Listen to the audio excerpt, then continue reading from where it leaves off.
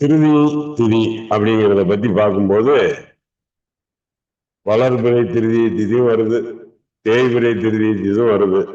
ரெண்டு விஷயம் தெரிஞ்சுக்கணும்.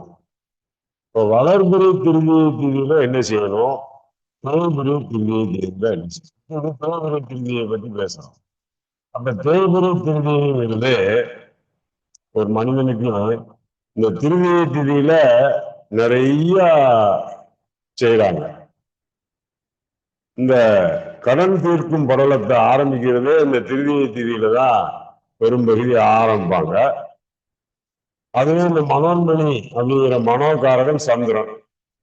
இந்த சந்திரன் ஒரு மனிதனுடைய ஜாதகத்துல எங்க இருந்தா இந்த மனோன்மணி ஒரு விளையாட்டுக்காரன் 6, 8, 12 இதுல எல்லாம் இருந்து, இல்லது அனுச நட்சத்திரத்துல சந்திரன் நீசமான இடத்துல இருந்து ஒரு செயலை செய்யும் போது அவனுக்கு என்ன வருகின்றது? அந்த மனிதனுக்கு எதிரி, ருண ரோக சத்துருஸ்தானம், கடன் உபாதை, மனிதனுடைய பேச்சில் சிரமம் காணுதல். அதை விட சொன்னா, இன்னமும் சொல்ல போனா, ஒரு மனிதன் உள்ளொன்று வைத்து புறமொன்று பேசுவார், உணவு களவாமை வேண்டும். இது மனிதனுடைய தத்துவம்.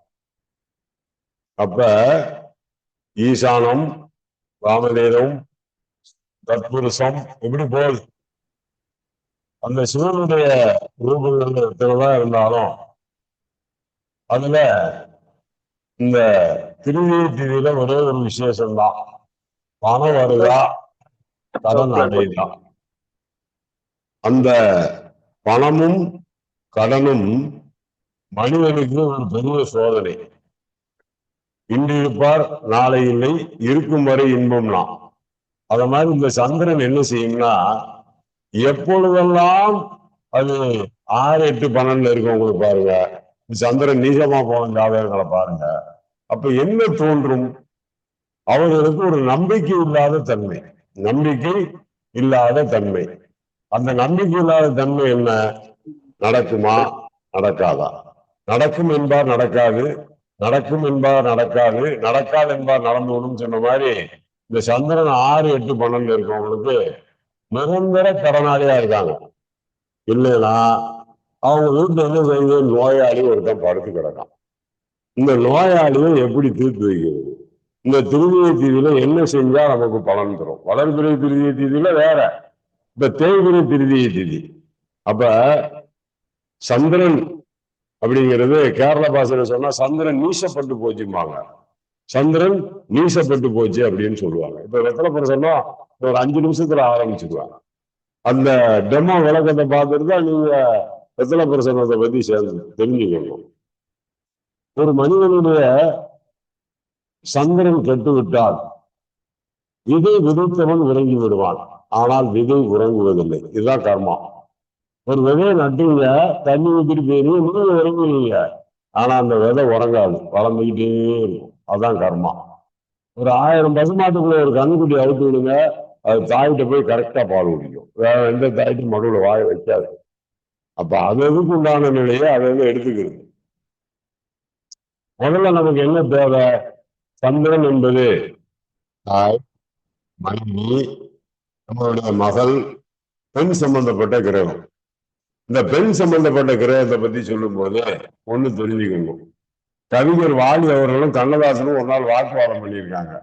சந்திரனை பெண்ணா படிக்க கூடாதுன்னு வாலி சொல்லியிருக்காரு. கண்ணதாசன் ஏன்பா படிக்க கூடாதுன்னு சொல்ல.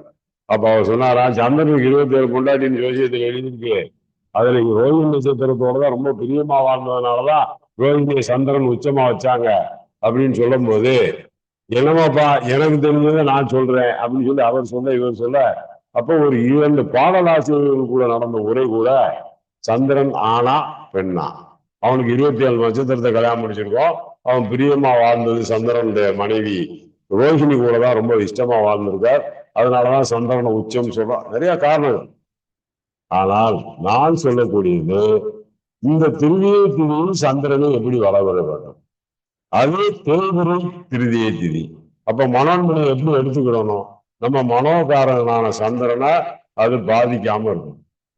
அப்ப முதல் நாள் உறங்கும் போதே, நாளைக்கு திருவிழா திதி வருதுன்னா முதல் நாள் உறங்கும் போதே கருப்பு எள்ளு மிட்டாய் சாப்பிடணும். அப்பதான் நமக்கு அந்த மனோதிடமே இருக்கு. கருப்பு எள்ளு மிட்டாய், ஜிஞ்சிலி சீட்ஸ், எள்ளுன்னு கூட தெரியாதவங்க இருப்பாங்க. ஜிஞ்சிலி சீட்ஸ் மிட்டாய் பிளாக் கலர்ல இருக்கும். அந்த கருப்பு எள்ளு மிட்டாயை சாப்பிட்டீங்கன்னா மறுநாள் காலையில மனோன்மணி படிச்சீங்கன்னா அந்த சந்திரன் உச்சத்தை பத்தி தெரியும். ஏன் இல்லைன்னா ரோகிணி நட்சத்திரத்தை சனி பகவான் பிளந்து செல்லும் காலத்தே உலகில் பஞ்சம் வரும்னு சொல்றாங்க. ரோகிணியே சனி பிளக்கிறார். அன்னைக்குதான் தசரமா சக்கரவர்த்தி கல்யாணம் நடக்குது. அவருக்கு கங்கணம் கட்டுறாங்க. எல்லா குழந்தையும் அந்த கடகராசி புனர்பூசம் பூசம் ஆயுதத்துக்குள்ளே பிறந்துச்சு. நிறைய குளறுபடிகள் வந்துச்சு. எப்பவுமே சனி பகவான் தன் வேலையை தனக்கு செய்வதனால் தன் பிள்ளைகள் பேரம்பேத்துகளையும் செஞ்சு கொடுவார். அவருடைய குணமே அதுதான். அப்ப சனி கொடுத்தால் எவர் வைப்பார்னு பேசுறது நம்ம தான். அந்த ஒரு நட்சத்திராதிபதி அப்படி எடுத்து வச்சுக்க, ஒரு லக்னாதிபதி சனியாக இருந்து மகரம் கும்ப லக்கணமாக இருந்து அந்த லக்கணத்துக்கு பூசம் அனுசம் உத்திரட்டாதியில ஒரு குழந்தை பிறந்துச்சுன்னா ஒத்து போகுமா? தகப்பன் பிள்ளைக்கு ஒத்து போகுமா? இது இந்த திருமண வச்சுதான் சரி கட்ட முடியும். இப்ப மகர லக்கணம் கும்ப லக்கணம், இந்த ரெண்டு லக்கணம். அதுல ஒரு சின்ன விசேஷம் சொல்ற, கும்ப லக்கணமா இருந்து சனி 12ல அடைஞ்சான்னா மகர லக்கணத்துல போய் கும்ப லக்கணமா இருப்பான், சனி ஆட்சி வீட்டுல 12ல அடைவாரு. அப்படி இருக்கவங்களும் நீங்க கட்டுப்படுத்தவே முடியாது. அதுக்கு என்ன காரணம்? அதுக்கு விமலாயோகம்னு ஒரு பேர். சனியை எப்பயுமே லேசா நினைக்கூடாது. மனிதனுக்கு தகப்பனுக்கு லக்னாதிபதியாக பிள்ளைக்கு நட்சத்திராதிபதியாக வந்தால் 34 வயது வரை தகப்பனும் பிள்ளைக்கு நடக்கிற போராட்டத்துல அந்த குடும்பமே சிதைந்து போகும். அதுக்கப்புறம் தகப்பன் தான் விட்டு கொடுத்துட்டு போகணும் ஒழிய பிள்ளை விட்டு கொடுக்க மாட்டான். இளங்கன்று பயமறியாது, நித்திரை சுகமறியாது. நீங்க நல்லா புரிஞ்சுக்கீங்க. அப்ப நாம செய்ய வேண்டிய காலம் என்ன? அந்த காலத்தை வகுத்து பிரிச்சு ஒரு செயலை செய்யணும். இதுதான் சொல்றேன். திதி அன்னைக்கு முதல் நாள் நைட்டே கொஞ்சம் கருப்பு எள்ளு மிட்டாயை சாப்பிட்டீங்கன்னா அது என்ன செய்யும்னு கேட்டீங்கன்னா உடல் குளிர்ச்சியை கொடுக்கும். ரெண்டாவது, இந்த வெத்தலை பிரசனத்துக்கு வரும்போது எல்லாருமே ஆண் வெத்தலை பெண் வெத்தலை இது அந்த வெத்தலையில எல்லா ரைட்டு காலையில சொன்ன பாருங்க, வேல்பாரி புக்கை படிங்க. ஆனந்தவனும் குடும்பத்துல அதில் இந்த வெத்தலையை பத்தி எவ்வளவு அழகா இருக்கா, அதை வச்சு எப்படி பாக்குறாங்க, எப்படி தட்டு பாக்குறாங்க சொல்ல உங்களுக்கு புரிஞ்சுக்கிட்டீங்களா? அதே மாதிரி நம்ம ஜோதிஷ வருஷாதி நூல், இது மாதிரி நிறைய நூல்கள் இதுக்கு கால்குலேஷன் எல்லாம் இருக்கு. இதெல்லாம் இல்லைன்னு சொல்லல. ஆனால் பிராக்டிக்கல் வேற, தியரி வேற. தியரிங்கிறது ஒரு தத்துவம், பிராக்டிக்கல்ங்கிறது ஒரு தத்துவம். அப்ப அதை தத்துவப்படி பார்க்கும்போது அந்த காலத்துல சிம்பிளா சொல்லணும்னு சொன்னா இந்த திருவிழா திதியை வழங்கும் போது ஒரு விஷயம் செய்வாங்க. அதை உங்களுக்கு லேசா சொல்ற, இந்த திருவிழா திதி அன்னைக்கு எந்த பிள்ளைகளாவது கடன் பட்டிருந்தா அதுக்கு சின்ன அளவு சொன்ன இல்லையா, அந்த தேங்காய் சரடியை எரிஞ்சு போடுறது, அந்த சாமளத்துக்கு போடுறதும் செய்வாங்க. அதுக்கு மறுநாள் பணம் வரணும்னு சொன்னா இந்த திருவிழா திதி அன்னைக்கு பால் சாதம் சாப்பிடுவாங்க. இரவுல பால் சாதம்.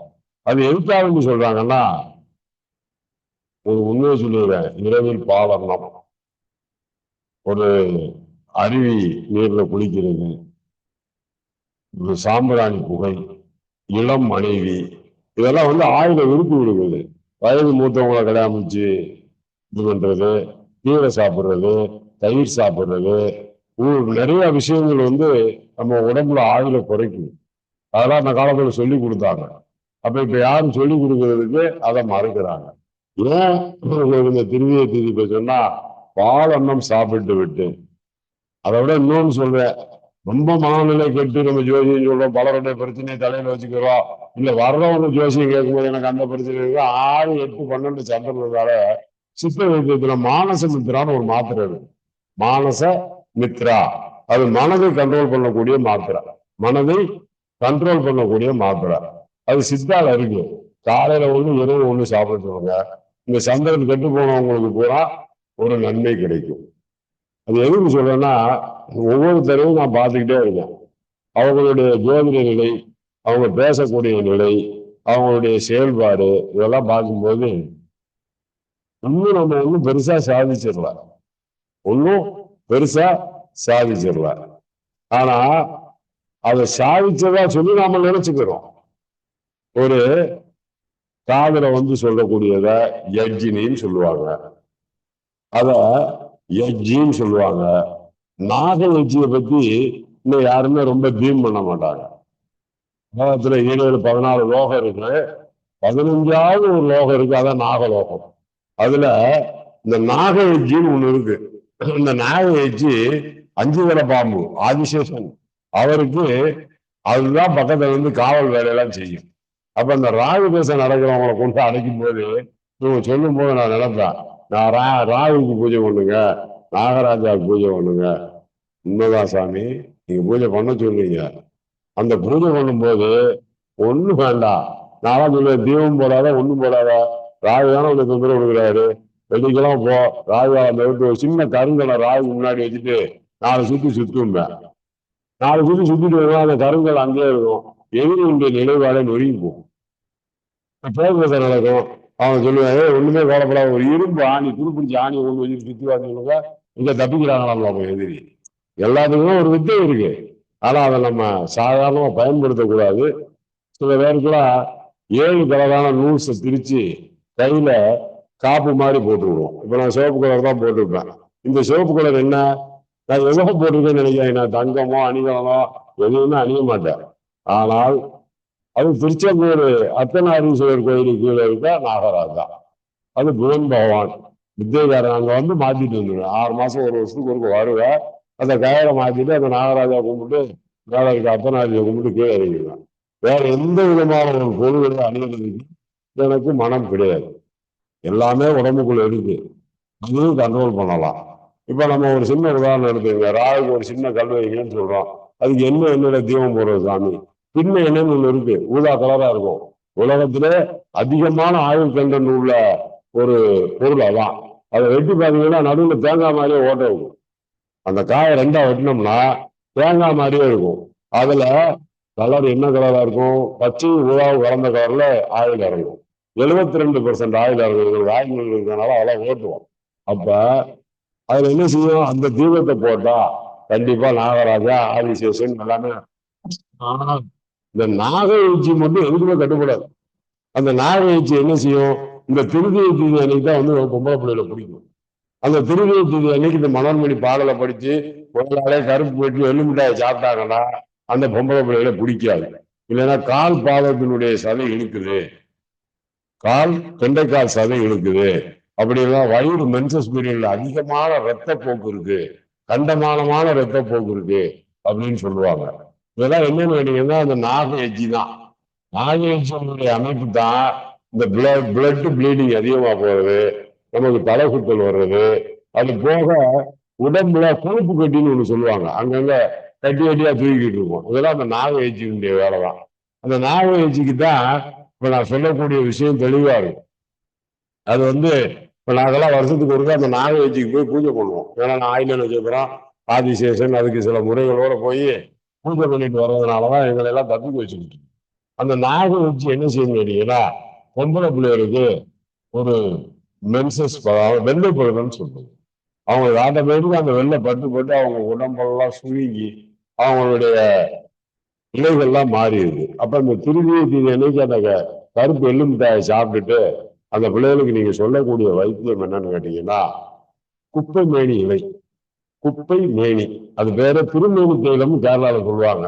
அந்த குப்பைமேனி இலைய கொஞ்சம் போல எடுத்து நம்ம சோத்துக்கு போடுறோம், சால்ட்டுக்கு சொல்லக்கூடாது, அசிங்கமா பேசணும், சந்திரன் நம்மளுக்கு எடுத்து போடுவோம், சந்திரனை பத்தி தான் பேசிக்கிறோம். கொஞ்சம் போல சால்ட் அதை எடுத்து வச்சு அரைத்து சாப்பிட சொல்லுங்க. ப்ளீடிங்கும் அதிகமா போகாது, அந்த கர்ப்பப்பையில யூட்ரஸ் பிரச்சனையும் வராது, அந்த எஜ்ஜியும் கட்டுப்படும். நாக எஜ்ஜி குப்பைமேனி இலைக்கு தான் கட்டுப்படும். அது பேரு திருமேனி தைலம்னு பேரு. நிறைய பேரு வெள்ள அருவை பத்தி சொல்றாங்க, தூவி பிள்ளையும் பாம்பு சண்டை போடுச்சுன்னா அது போய் வெள்ள அருவில தான் உருளுது அப்படின்னு சொல்லுவாங்க. உண்மையிலே ஒண்ணு தெரிஞ்சுங்க, வெள்ள அருவி ஒரு பிரம்மாண்டமான விஷயம். அது மகாராகு சாந்திக்கு தான் அதை பயன்படுத்த முடியும். மகா ராகு சாந்திக்கு தான், மீதிகளாம் வெள்ள அருவிலாம் பயன்படுத்த முடியாது. பயன்படுத்தினா வீட்டுல பெரிய சக்கரம் வந்துடும், இல்லையா பூஜை அருவிகளை தூ பிடிச்சிடும். சாமி ஏன் போட்டாலும் இருந்துச்சுன்னு வேற நான் கேட்பேன், என்னையா அந்த மாதிரி ஏதாவது செஞ்சீங்கன்னா ஆமாம்பாங்க. இதெல்லாம் எதுக்கு சொல்றேன்னா, இப்ப திருதி திதி அப்படிங்கிறதுல இவ்வளவு குழப்பங்கள் இருக்கு. இதை மாத்துறதுக்கு நாகராஜாவை நாக எஜ்ஜி அதை கொஞ்சம் பண்ணீங்கன்னா கடன் அடைஞ்சு போகும். அதை விட இன்னொன்னு என்ன, பணம் யார்கிட்ட இருக்குங்கிறது உங்க மனோநிலையே தெரியும். தீர்மானம் இந்த இடத்துல பணம் இருக்கு, நீ போய் வாங்கிக்கோ. உன்னை புதையல் கிடைக்குமான்னு கேட்கக்கூடாது, லாட்டரி டிக்கெட் அடிக்குமான்னு கேட்கக்கூடாது. உலகத்தில் நம்ம சம்பாதிச்சு வாழ்ற சொத்துக்கள் தான் நிலைக்கும். நம்ம ஏதாவது செஞ்சு தவறா வாழணும்னு சொல்றதுல நிறைய பேர் தோத்து போயிட்டாங்க. அது நமக்கு வேண்டாம், பிறரை பற்றி நம்ம பேசக்கூடாது. என்னை பொறுத்தவரையில் அந்த நாக வச்சுங்கிறதா மனதை டியூன் பண்ணுது. அது திரும்பிய தீதியில தான் அதிகமா டியூன் பண்ணுது. அப்ப நமக்கு பணப்பிரச்சனை இருந்தாலோ, நகைகளை அடகு வச்சிருந்தாலோ, இல்லைன்னா ஏதாவது ஒரு சிரமமான சூழ்நிலை வந்துச்சுன்னா, இந்த திருவிய தீதி அன்னைக்கு கருப்பு எள்ளு மிட்டாய் முத நாளே சாப்பிட்டு நீங்க கண்டிப்பா உங்க நண்பர்களுக்கு கூட உதவி செய்யுங்க. இல்ல உலகத்துல யாராவது கடன் பண்றதா உதவி செய்யுங்க. அப்படி இல்லை உங்களுடைய ஜோதிட துறையில யாராவது ஒண்ணுக்கு ஒண்ணு அந்த சலனங்கள் மனதில் வச்சு பேசுவாங்க. அப்ப அதுக்கும் நீங்க உதவி செய்யலாம். ஆனால் இந்த நாகவச்சிய நீங்க கொஞ்சம் கும்பிட்டீங்கன்னா அதுக்கு காயத்ரி சொல்லிடணும். கண்டிப்பா அன்னைக்கு தேதிக்கு ஒரு காயத்ரி, அது சூரிய காயத்ரியா இருந்தாலும் உங்களுடைய மனநிலையில எந்த காயத்ரி தோணுதோ ஒரு 11 முறையாவது ஜெபிச்சுக்குங்க. நான் செய்த பாவம் நமக்கு தீர்றதுக்கு. அந்த காலத்துல திருவிழாக்கள் ஏன் நடத்தவங்க கேட்டோம்னா, 1000 தலை கண்டால் அன்று செய்த பாவம் அன்றே தீரும். அப்ப ஒரு இடத்துல 1000 தலை எப்படி பார்க்க முடியும்? கோயில் திருவிழாக்கள், கல்யாணம், இதெல்லாம் பார்க்க முடியும். சில விஷயங்களை நம்ம சொல்லக்கூடாது, அது தவறு. என்னை பொறுத்தவரையில திருவிழா அன்னைக்கு மேலே சொன்ன விஷயங்களை கடைப்பிடிச்சிங்கன்னா ஒரு அருமையான விஷயம் கிடைக்கும்.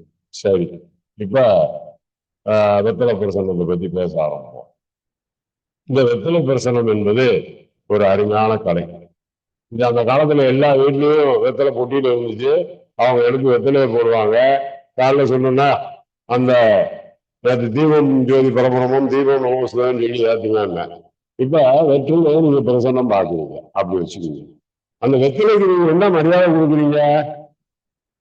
அந்த காலத்துல அந்த வெத்தலை டப்பாவை திறந்து அந்த கிழவனோ கிழவியோ தொட்டு கும்பிட்டுட்டு பகல் 12 மணிக்குள்ள இருந்தா இப்படி எடுப்பாங்க, பகல் 12 மணிக்கு மேல எடுத்தா இப்படி எடுப்பாங்க. ஏன்னா சூரியன் முதல் சாய்ந்தது போல் அது இருக்க வேண்டும் என்று. சரி, ரைட்.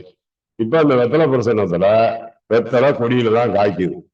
மண்ணுக்கு மரம் பாரமா, மரத்துக்கு இலை பாரமா, கொடிக்கு காய் பாரமா, பெற்ற குழந்தை தாய்க்கு பாரமா. அந்த வார்த்தை எதுக்கு படிச்சாங்க? ஒரு பெற்ற குழந்தை தாய்க்கு பாரமாகுமா? ஆகாது. அதனால்தான் அந்த வெத்தலை. அந்த காலத்துல என்ன செய்வாங்கன்னா, அந்த வெத்தலை பிரசன்னம் பார்க்கும்போது இந்த வார்த்தையை கூட நான் வெத்தலை பிரசன்னம் பார்க்கிறவங்க கேட்கலாம். வெற்றிடத்து நிரப்பும் வெற்றிடத்தாயன்னு சொல்லி சுண்ணாம்பு தடவி வாயில போட்டு இடிச்சோ வயசானவங்க ஏதோ ஒண்ணு போட்டு அந்த வாயில வச்சு அதை சாப்பிட்ட பிறகுதான் இந்த வெத்தலை பிரசன்னமே பார்ப்பாங்க. அதுக்கு பேர் என்ன? வெற்றிடத்தை நிரப்பும் வெற்றிலை தாயே. இப்ப சொல்றாங்க நாகவல்லிதான் வெத்தலை பேரு. அது சமஸ்கிருதத்துல நம்ம சொல்லக்கூடிய வார்த்தை. நம்ம தமிழ்ல வெற்றிலைன்னு சொல்றோம். அதுக்கு சொல்லக்கூடிய மந்திரம் வெற்றிடத்தை நிரப்பும் வெற்றிலை தாயேன்னு சொல்லுவாங்க. அதை கூட நம்ம யாரும் சொல்றது இல்லை. அதை விட இன்னொரு பீல்டு என்னன்னு கேட்டீங்கன்னா, 2 உரல் வச்சிருப்பாங்க. நான் ஆர்டிகல்ல எழுதியிருப்பேன். யார் ஒருவருக்கு செல்வம் செல்வாக்கு புகழ் வேண்டுமோ அந்த வெத்தலை பிரசனம் பார்த்து குடிச்சோன்னே அதை பித்தளை குலைவில இடிச்சு போடுறவங்களும் இருக்காங்க, இரும்பு குலைவில இடிச்சு போடுறவங்க, சனி உபாதை இருக்கவங்கள இரும்பு குலைவில இடிச்சு போட சொல்லுவாங்க. தான் பணம் வரணுங்கிறதுக்கு பித்தளையில குலைவி அடிச்சு, செம்புல குலைவி அடிச்சு அதுல இடிச்சு போடுவாங்க. இதெல்லாம் சொன்னா இது எதுக்கு அப்படின்னு கேட்கிறாங்க. இப்ப வெத்தலை எடுக்கும் போது நீங்க அந்த கோச்சார நிலையை பார்க்கணும். கோச்சார நிலை அது அந்த காலத்துல தெரியாது. அப்ப என்ன செய்வாங்க? வர்றவங்கள கீழே உட்கார சொல்லுவாங்க. கீழே உட்கார சொல்லுவாங்க. உட்காரு, முதல் வாரத்தையும் மரியாதை இருக்கும். ஐயா உட்காரு தம்பி, அம்மா அவருக்கு தண்ணி கொண்டு அவர் தண்ணி குடிப்பாரு. அப்ப அங்கே ஜலம் சந்திரன் வருகின்றார்.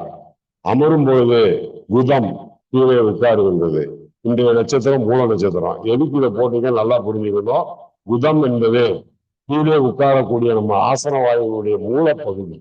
அந்த மூலப்பகுதியில நம்ம கீழே உட்கார்ந்தாதான் நமக்கு ஜோதிடமோ ஆன்மீகமோ நம்மளுடைய வாக்குப்பலிதமோ வரும்.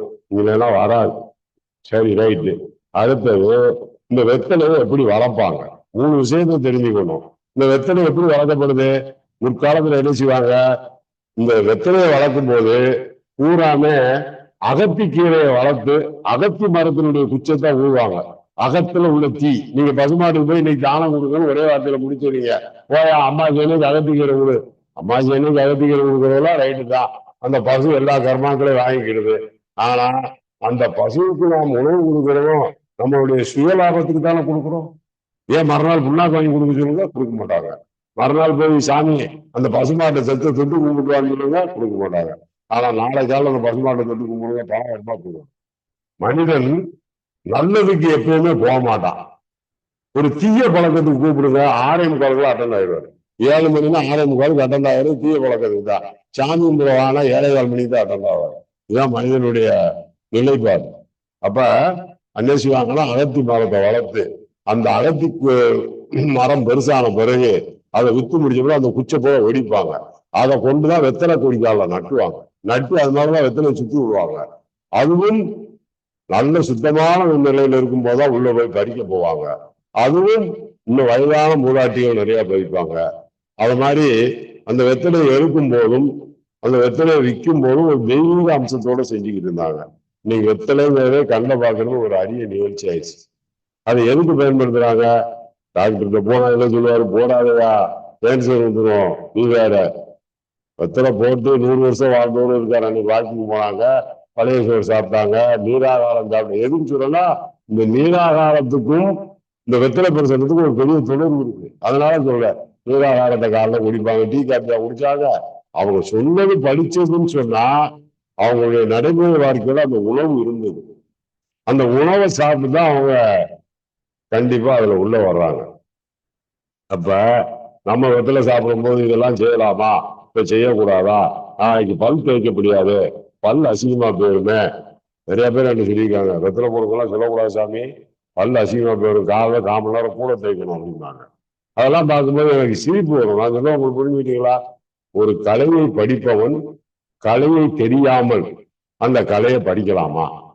அப்படி அதுக்கு என்ன செய்வாங்கிறது கூட அடிப்படை தெரியாமல், அதுதான் முதலே சொன்னேன், ஒரு விதை விதைத்தவன் உறங்கி விடுவான், ஆனால் விதை உருக்குவதில்லை. அதுதான் நம்ம கர்மா. ஒரு தெளிவா சொல்றேன், இதை படிக்கிறவங்க இது முதல்ல எப்படி விளைய வைக்கிறாங்க, இது எப்படி விளையும், இது எத்தனை நாள்ல படிப்பாங்க, இது எந்த இடத்துல விளையப்பட்ட வெத்தலைகள்லாம் நமக்கு பலன் செய்யுது, இதெல்லாம் நம்ம கொஞ்சம் தெரிஞ்சுக்கணும். ஒரு அகத்திக்கீரை மரத்துல சுத்தி அதுல வளர்ற வெத்தலை தான் பிரசன்னத்துக்கு அந்த காலத்துல ரொம்ப எடுப்பாங்க.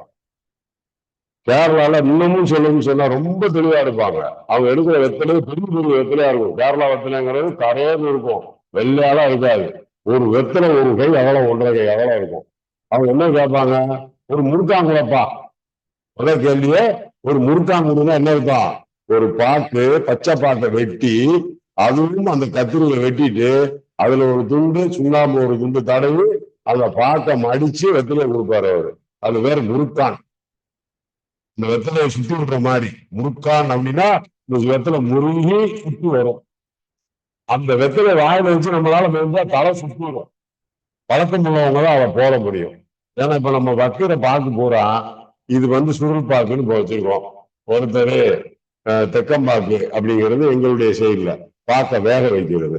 அந்த வேக வைக்கிற பாக்கு எப்படியெல்லாம் டிசைன் பண்ணி வேக வைப்பாங்க. அந்த பாக்கு பறைன்னு சொல்லுவாங்க.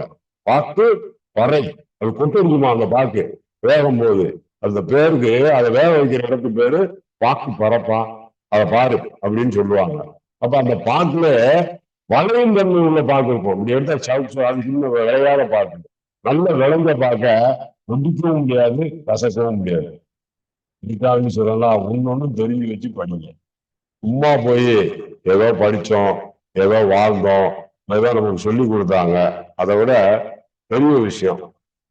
இவங்க இன்னைக்கு ஒரு விஷயத்த சொல்லித்தாரேன். ஒரு வெத்தலை எடுத்து நீங்க படிக்கும் போது அந்த வெத்தலை உங்களை வாழ வைக்க போகுது. அது மகாலட்சுமி அம்சம். அந்த மகாலட்சுமி அம்சத்துல இதுல ஒரு சின்ன விஷயம் தெரிஞ்சுக்கணும். இப்ப நீங்க முகம் பார்க்கும் கண்ணாடி ரசம் போனது இப்போது உறவான வாழ்க்கை பிரிவென்ன இப்போது. முகம் பார்க்கும் கண்ணாடி ரசம் போனது எப்போது உறவான வாழ்க்கை பிரிவென்ன இப்போது. ஒரு இடத்துல பாதரசம் இருக்கு. அந்த பாதரசத்தை தங்கத்துல வச்சிருக்கீங்க. ஏன்னா டெஸ்ட் பண்ணி பாருங்க, உங்களுக்கு தண்ணி இருந்தா நீங்க 50,000 ஒரு பாதரசத்தை ஒரு சொட்டை ஒரு தங்க மோதிரத்துல வைங்க, கொஞ்ச நேரம் கழிச்சு வெள்ளி மோதிரம் ஆயிடும், வெள்ளை வெள்ளையன்னு ஆயிரும். ஆனா அது ஆக்சுவலா தங்க மோதிரம் தான். அந்த ரசம் அப்படிப்பட்ட ரசம் தான் அது. அந்த ரசத்துல விழுந்த பொருளை கண்டிப்பாக தங்க வேலை செய்வர்கள் ஏற்றுக்கிற மாட்டாங்க. அப்ப என்ன ஆகும்? அந்த ரசம் கெட்டதுனால அந்த மோதிரம் தங்கமே அழிஞ்சு போகணும். அதை எப்படி திருப்திப்படுத்துவாங்கன்னா அந்த வெத்தலை வச்சுதான் தேய்ப்பாங்க. வெத்தலை வச்சு தேய்க்க தேய்க்க தேய்க்க தேய்க்க அந்த தங்கம் புடம் போட்டு தங்கம் மாதிரி வெளிச்சிட்டு வரும். அப்ப இது எதுக்கெல்லாம் பயன்படுது? ஒரு ரசத்தை கெட்டுறதுக்கும் பயன்படுறது ஒரு பொருள். ஒரு ரசத்தால் கெட்டு போன பொருளை கூட சரி பண்ணி கொடுக்கிறது இந்த வெத்தலை. இது வந்து பட்டறையில வேலை செய்யறவங்க விஸ்வகர்மாக்களுக்கு ரொம்ப தெளிவா தெரியும். அப்ப இதை வச்சு ஆக்சிட்டை பிரிக்க முடியுமாலாம் ஒரு கேள்வி இருந்துச்சு. ஒரு ஆக்சிட் ஒரு பாட்டில வச்சிருப்பாங்க, அந்த ஆக்சிட் பட்டறைகள் இருக்கும், மேல உள்ள தோலெல்லாம் பொட்டு போகும். அந்த ஆக்சிட்டை பிரிக்கிறதுக்கு இது ஒரு டைப்ல பயன்படுத்துவாங்க. ஏன்னா அவங்க தொழிலை பத்தி நான் ரொம்ப சொல்லி கொடுத்து பிரச்சனை வந்துடக்கூடாது. நான் சொல்லுவேன், உங்களுக்கு புரிஞ்சுட்டீங்களா? அப்ப நீங்க என்ன செய்யணும்? இதுக்கு இவ்வளவு சக்தி இருக்கான்னு டெஸ்ட் பண்ணா உங்க கையில இருக்க மோதிரம் சீன கீழே போடுங்க, போட்டு ஒரு சொட்டு பாதரசத்தை மட்டும் விடுங்க. அது என்ன செய்யணும்? கொஞ்ச நேரத்தில் அப்படியே போஞ்சு போகும். ஆனால் இந்த வெத்தலை தவிர வேற எதை வச்சோ அந்த பாதரசத்தை குறிக்க முடியாது. இந்த வெத்தலை தான் முறிச்சு கொடுக்குது. ஒன்னொன்னு பத்தி காரகத்துவம் சொல்றோம் இல்லையா?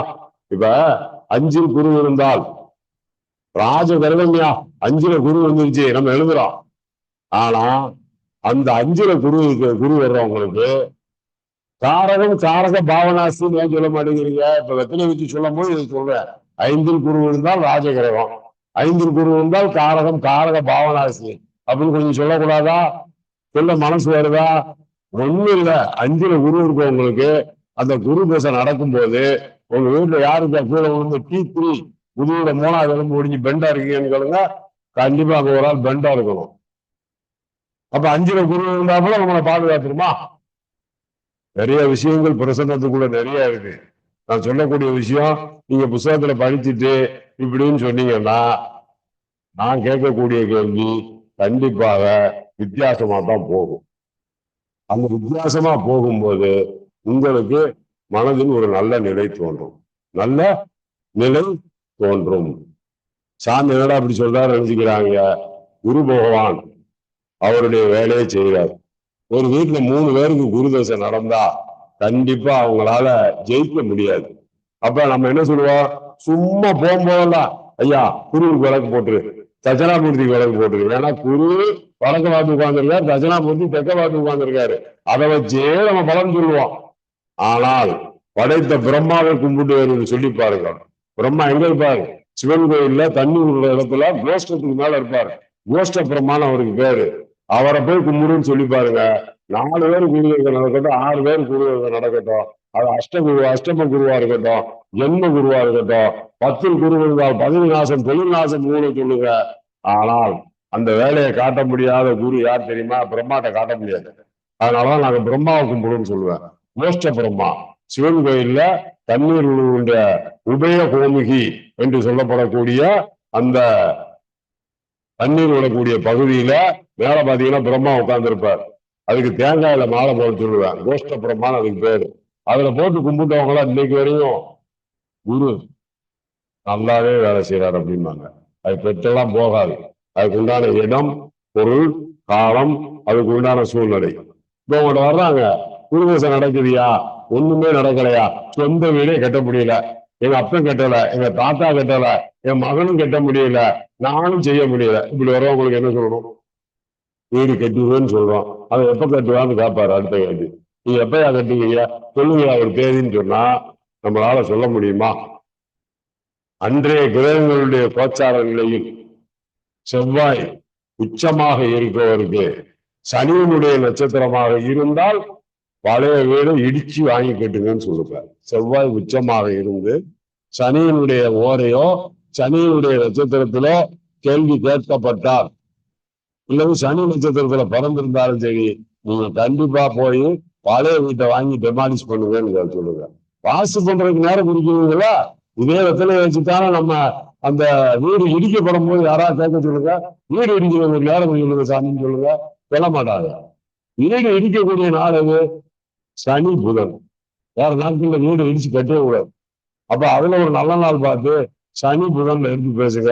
தீரா பிரச்சனை, கணவன் மனைவி அடிமுடி சண்டை, இல்ல அதை விட ரொம்ப மோசமான பிரச்சனை, இல்ல குடும்பமே சிதைந்து வைக்கிறது, சனிக்கிழமையோ புதன்கிழமையோ சனி ஓரிலே புதன் ஓரிலே பேசி பாருங்க, குடும்பம் ஒற்றுமையாயிரும். இந்த வீடு கட்ட முடியாத பத்தி சொன்னேன். இந்த வீடு கட்ட முடியும் நிறைய பேர் கேட்பாங்க. என் வாழ்க்கையில நேரம் சொல்றேன், எனக்கு வயது 62.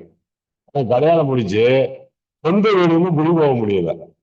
14 வீடு வாடகைக்கு மாத்தினேன் 31 வருஷத்துக்குள்ள. நான் முன்னாடி சொன்னா, நமக்கு அட்ரஸ் சேஞ்சிலே வாழ்க்கை போயிருச்சியா, இத்தனை சொத்து இருக்கு, இவ்வளவு கல்யாண மண்டபம்லாம் வச்சிருக்க, ஏன் வீடு கட்ட மாட்டேங்க, நம்ம கரையா சரியில்லைம்மா. அவன் சொன்னா, இவ்வளவு ஜோசியம் படிச்சுட்டு எதுக்கு பேசிக்கிட்டு இருக்க, உண்மையை சொல்லு, ஒழுங்கா சொல்லலாம், நீ அதுக்கு ஒத்துழைப்பான்னு கேட்டேன். முதல் கேள்வி ஆமாண்ணா. ஞாயிற்றுக்கிழமை கறி சாப்பிடாத, சாயந்தரம் 6 மணிக்கு முருகனும் தட்சிணாமூர்த்தி இருக்க இடத்துக்கு போ, ஆளுக்கு ₹1 காணிக்க வை, போனோடனே உள்ள உட்கார்ந்துரு, எந்திரிச்சு 9 சுத்திட்டு இந்த பூவெல்லாம் கொடுத்துட்டு நீ வந்தேன்னு சொல்லிட்டேன். 11ஆவது வாரம் சொந்த வீடு வாங்கியாச்சு. எனக்கு செவ்வாய் நீசம்ங்கிறதுனால பூமியில இருந்து கட்டாம இருந்த வீட்டே வாங்கிட்டேன். அப்ப நான் சொல்லக்கூடிய ஒரு விஷயம், நீ எவ்வளவுதான் படித்தாலும் எவ்வளவுதான் செய்தாலும் நம்ம இல்லால் சுகமாக இருக்க வேண்டும், மனம் நிம்மதி அடைய வேண்டும். நான் சொல்லக்கூடிய ஒவ்வொரு விஷயமும் உங்க வாழ்க்கையில புரிஞ்சிச்சுன்னா நீங்க ஜோதிடத்துல தோக்க மாட்டீங்க. இன்னைக்கு வெத்தலை பிரசன்னம் போடுறோம். அடுத்து இந்த ஒரு 10 நாள் லீவ் விட்டுட்டு ஊருக்கு போறேன். போயிட்டு வந்துட்டு இந்த காலபுருஷ தத்துவம்னு உன்னை பத்தி ரொம்ப சொல்லிக்கிட்டே இருக்காங்க ஐயாமார்.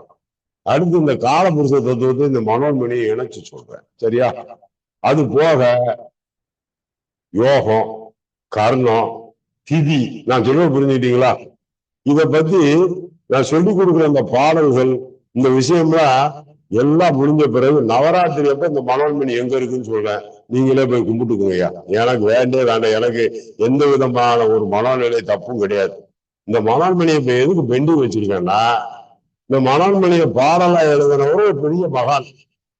அந்த மகானுடைய ஆலயத்துல நான் பணி செய்யறதுக்கு ஒரு கும்பாபிஷேகத்துக்கு எனக்கு ஒரு வழி கிடைச்சிச்சு. அப்பதான் அவங்க என்னை கூப்பிட்டு நவராத்திரிக்கு மரியாதை செய்யும் போது இத்தனை ஏடுகள் இருக்கும், இந்த திதியை பத்தி இவ்வளவு விஷயம் இருக்கும் அப்படின்னு சொல்லி அவங்க எனக்கு கொடுத்ததுதான் இந்த ஏடு. அவங்க சாமி யாருக்கும் கொடுக்க வேண்டாம்னாங்க. அதுக்காண்டி போன மாசம் போய் பார்த்து அவர்கிட்ட காலில் விழுந்து கும்பிட்டுட்டு, சாமி இதை வெளியே சொல்லிடுறேன், நிறைய பேர் இதை வச்சு ஏதோ பேசிக்கிட்டே இருக்காங்க, நீங்க பார்த்து உதவி செய்யுங்கன்னு ஒரு உத்தரவு கிடைச்சிச்சு. அதுக்கப்புறம் தான் அந்த மனோன்மணியை பத்தி உங்கள்கிட்ட சொல்றேன். அடுத்த நவராத்திரியில கண்டிப்பா சொல்றேன், உங்க எல்லாத்துக்கும் சொல்லிடுவேன். நீங்களே போய் அந்த மனோன்மணியை கும்பிட்டுக்கிற வேண்டியதான். எதுவுமே மறைவா இருக்கக்கூடாது. இனி மறைவுக்கு வேலையும் கிடையாது. ஏன் இந்த காரணத்தை சொல்றேன்னு கேட்டுக்கோங்க.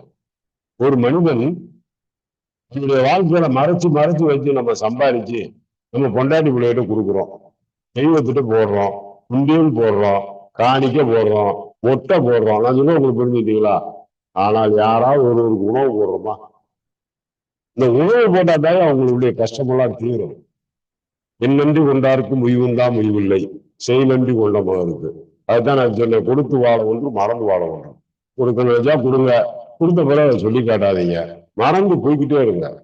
இன்னைக்கு ஏன் சாமி வகுப்பு 2ஆம் தேதி திட்டு வாங்கிட்டு போறாருன்னா, இன்னைக்கு ஒரு மண்டபத்துக்கு தான் 60,000 ரூபாய் வாடகை. ஆனா இப்ப நான் சொந்த மண்டபத்தை ரிப்பேர் பார்த்துக்கிட்டு இருக்கேன்.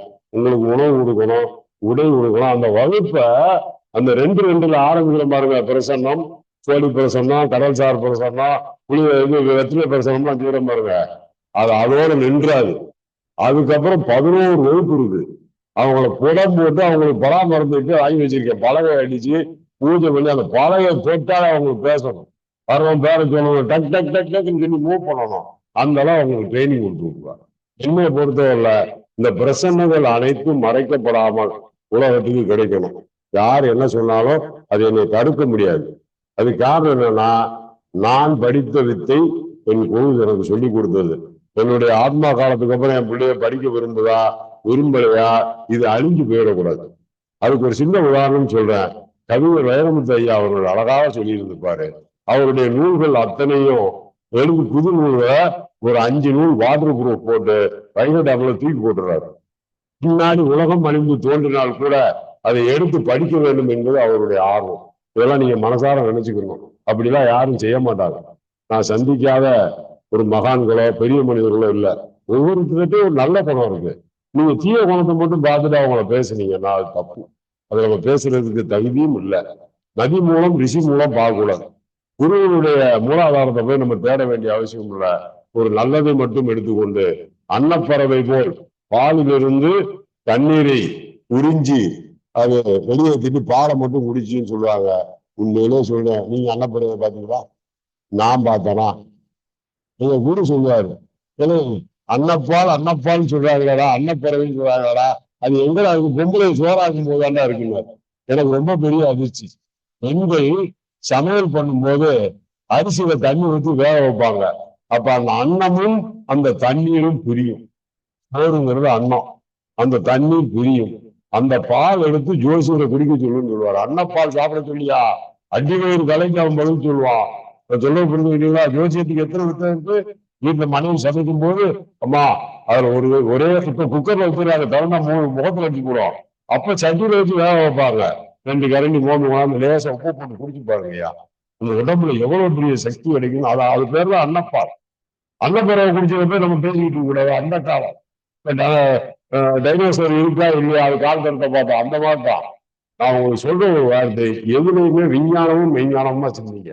இப்போ ஒரு பஞ்சாங்கம் இருக்கு, நீங்க எப்படி ஜோசியத்துல நீங்க எப்படி சொல்லலாம், இது எப்படி நடக்கும் அப்படின்னு கேட்டா, நாங்க இத்தனாம் தேதி இத்தனை மணிக்கு கிரகணம் வருதுன்னு சொல்றோம்யா, அது கரெக்டா வருதுல, இதான் எங்க மேத்தமெட்டிக்ஸ் சொல்லுங்க.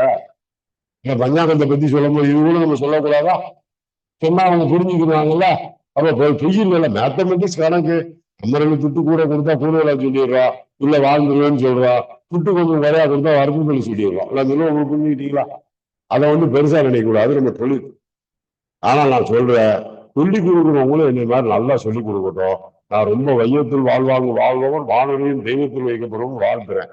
இந்த லிங்க் நம்ம கூட்டிக்கிட்டே போறேன். இன்னைக்கு 200 பேருக்கு கொடுத்துருக்கேன். நேற்று வரை 50 பேரை உடல் நுழைய முடியும், அப்படித்தான் வச்சிருந்தேன். இன்னைக்கு 200 பேருக்கு கொடுத்துருக்கேன். கொஞ்சம் கொஞ்சமா லிங்கை கூட்டிக்கிட்டே வருவேன். எல்லா ஜோதிட நூல்களை பத்தி உங்களுக்கு தெளிவா சொல்லித்தாரேன். எதுல என்ன இருக்கு.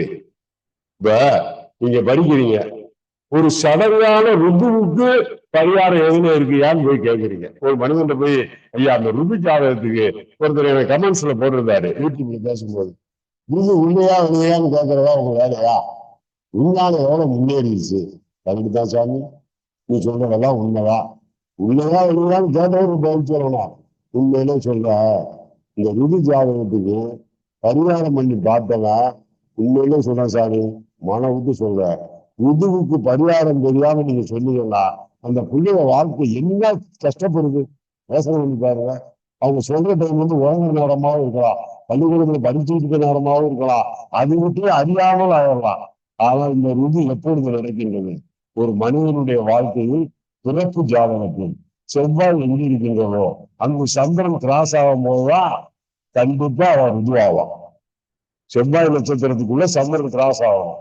இல்லை செவ்வாய் அவங்களுக்கு குறைச்சா, அவங்க பிறக்கும் போது இருந்த இடத்துல அந்த இடத்துல செவ்வாய் இருக்கிற பாருங்க, நீங்க கணக்குன்னு அந்த கணக்குன்னு அந்த செவ்வாய் இருக்கிற கணக்குல இதுலதான் ருதுவாச்சான்னு கேளுங்க, கேள்வி ஆமாம்பாங்க. அப்ப அதுக்கு பரிகாரம் இருக்கா இல்லையா? அந்த பரிகாரத்தையும் சொல்லிட்டு அதுக்கப்புறம் அந்த நூலையும் சொல்லிடுறேன். நான் சொல்லி முடிச்சு உங்களுக்கு அந்த நூலை சொல்லிடுவேன். நீங்க வாங்கி வச்சு உங்க வீட்டை படிச்சாலும் சரி, ஏதாவது கும்பிட்டாலும் சரி, இல்ல எண்ணிக்கைக்கு அனுப்பி வச்சுக்கிட்டாலும் சரி, நான் சொல்ல உங்களுக்கு புரிஞ்சுக்கிட்டீங்களா? ஆனா அது உங்களுக்கு கைடு, டிக்ஷனரி மாதிரி அது இருந்தா தான் நீங்க பலன் சொல்ல முடியும். அடுத்தடுத்து எனக்கு ரொம்ப ஆசை என்னன்னு கேட்டீங்கன்னா, தினமும் ஒரு செஷன் கொடுக்கணும். எனக்கு இருக்க வேலையில எவ்வளவு வேலை இருந்தாலும் சரி, எனக்கு 11 யூனிட் இருக்கு. நான் ஒரு போர்ட் ஆஃப் டைரக்டர் சேர்மன். ஆனா இவ்வளவு வேலைக்கு மத்தியும் நான் உங்க கூட பேசுறேன் பாத்தீங்களா, படிக்கிறேன் பாத்தீங்களா, அதான் எனக்கு மிகப்பெரிய திருப்தி. நேர காலம் அதிகமா இருந்தா உங்களுக்கு உங்க வீட்டுல சத்தம் போடுவாங்க, 8 மணி ஆச்சு சுகர் பேஷண்ட் 2 மாத்திரை போட்டு சாப்பிட்டு பண்ணுங்கன்னு சொல்லக்கூடிய காலத்துல பேசிக்கிட்டு இருவோம். இப்ப நம்ம கொடுத்துருக்கதெல்லாம் கடவுள் எக்ஸ்ட்ரா போனஸ் மாதிரி 60 வயசுக்கு மேல. அப்ப நம்ம அதை காப்பாத்திக்கணும். அதனால இப்ப வெத்தலை பிரசன்னத்தை போட்டுட்டு ஒரு டெமோ காட்டிட்டு ஒரு 2 நிமிஷம் இப்ப இதை ஆஃப் பண்ணுவாங்க, தப்பா நினைச்சுக்கிறாதீங்க. லிங்க் திருப்பி கொடுக்க வேண்டியது வரும்னா டெமோவோட முடிச்சிடுற. அங்க இருந்து எங்க ஆளையே கையை காட்ட மாட்டேங்க. இது என்னன்னு எனக்கு கம்ப்யூட்டர் பத்தி ரொம்ப தெரியாது. 2 நிமிஷம் கட் பண்ணலாம் தெரிஞ்சா திருப்பி லிங்க் கொடுக்கணும், அதை கட் பண்ணக்கூடாது. ஏன்னா உங்க பொழப்பு கெட்டு போகும். அதை கட் பண்ண முடியும் அப்படின்னு சொன்னா இந்த டெமோவை நல்லா இன்னும் கொஞ்சம் வெத்திர பிரசங்கத்தை விரிவா செய்யணும்னு நினைக்கிறேன். இருந்தாலும் டச் பண்ணி காட்டுறேன். நான் சொல்ல உங்களுக்கு புரிஞ்சுக்கிட்டீங்களா? இது தொடர் கண்டினியூட்டி. இது இந்த கோடை மழையா, இடியா, மின்னலா, இது நிக்க போதா? நிக்காது. நான் சொல்ல உங்களுக்கு புரிஞ்சுக்கிட்டீங்களா? 5 நிமிஷம் நிப்பாட்டிட்டு வார. எனக்கும் கொஞ்சம் சில உடல்நிலை காரணமாக சிறிதளவு தண்ணீர் குடிச்சிட்டு ஒரு 5 நிமிஷம் பிரேக் திருப்பி வருவேன்.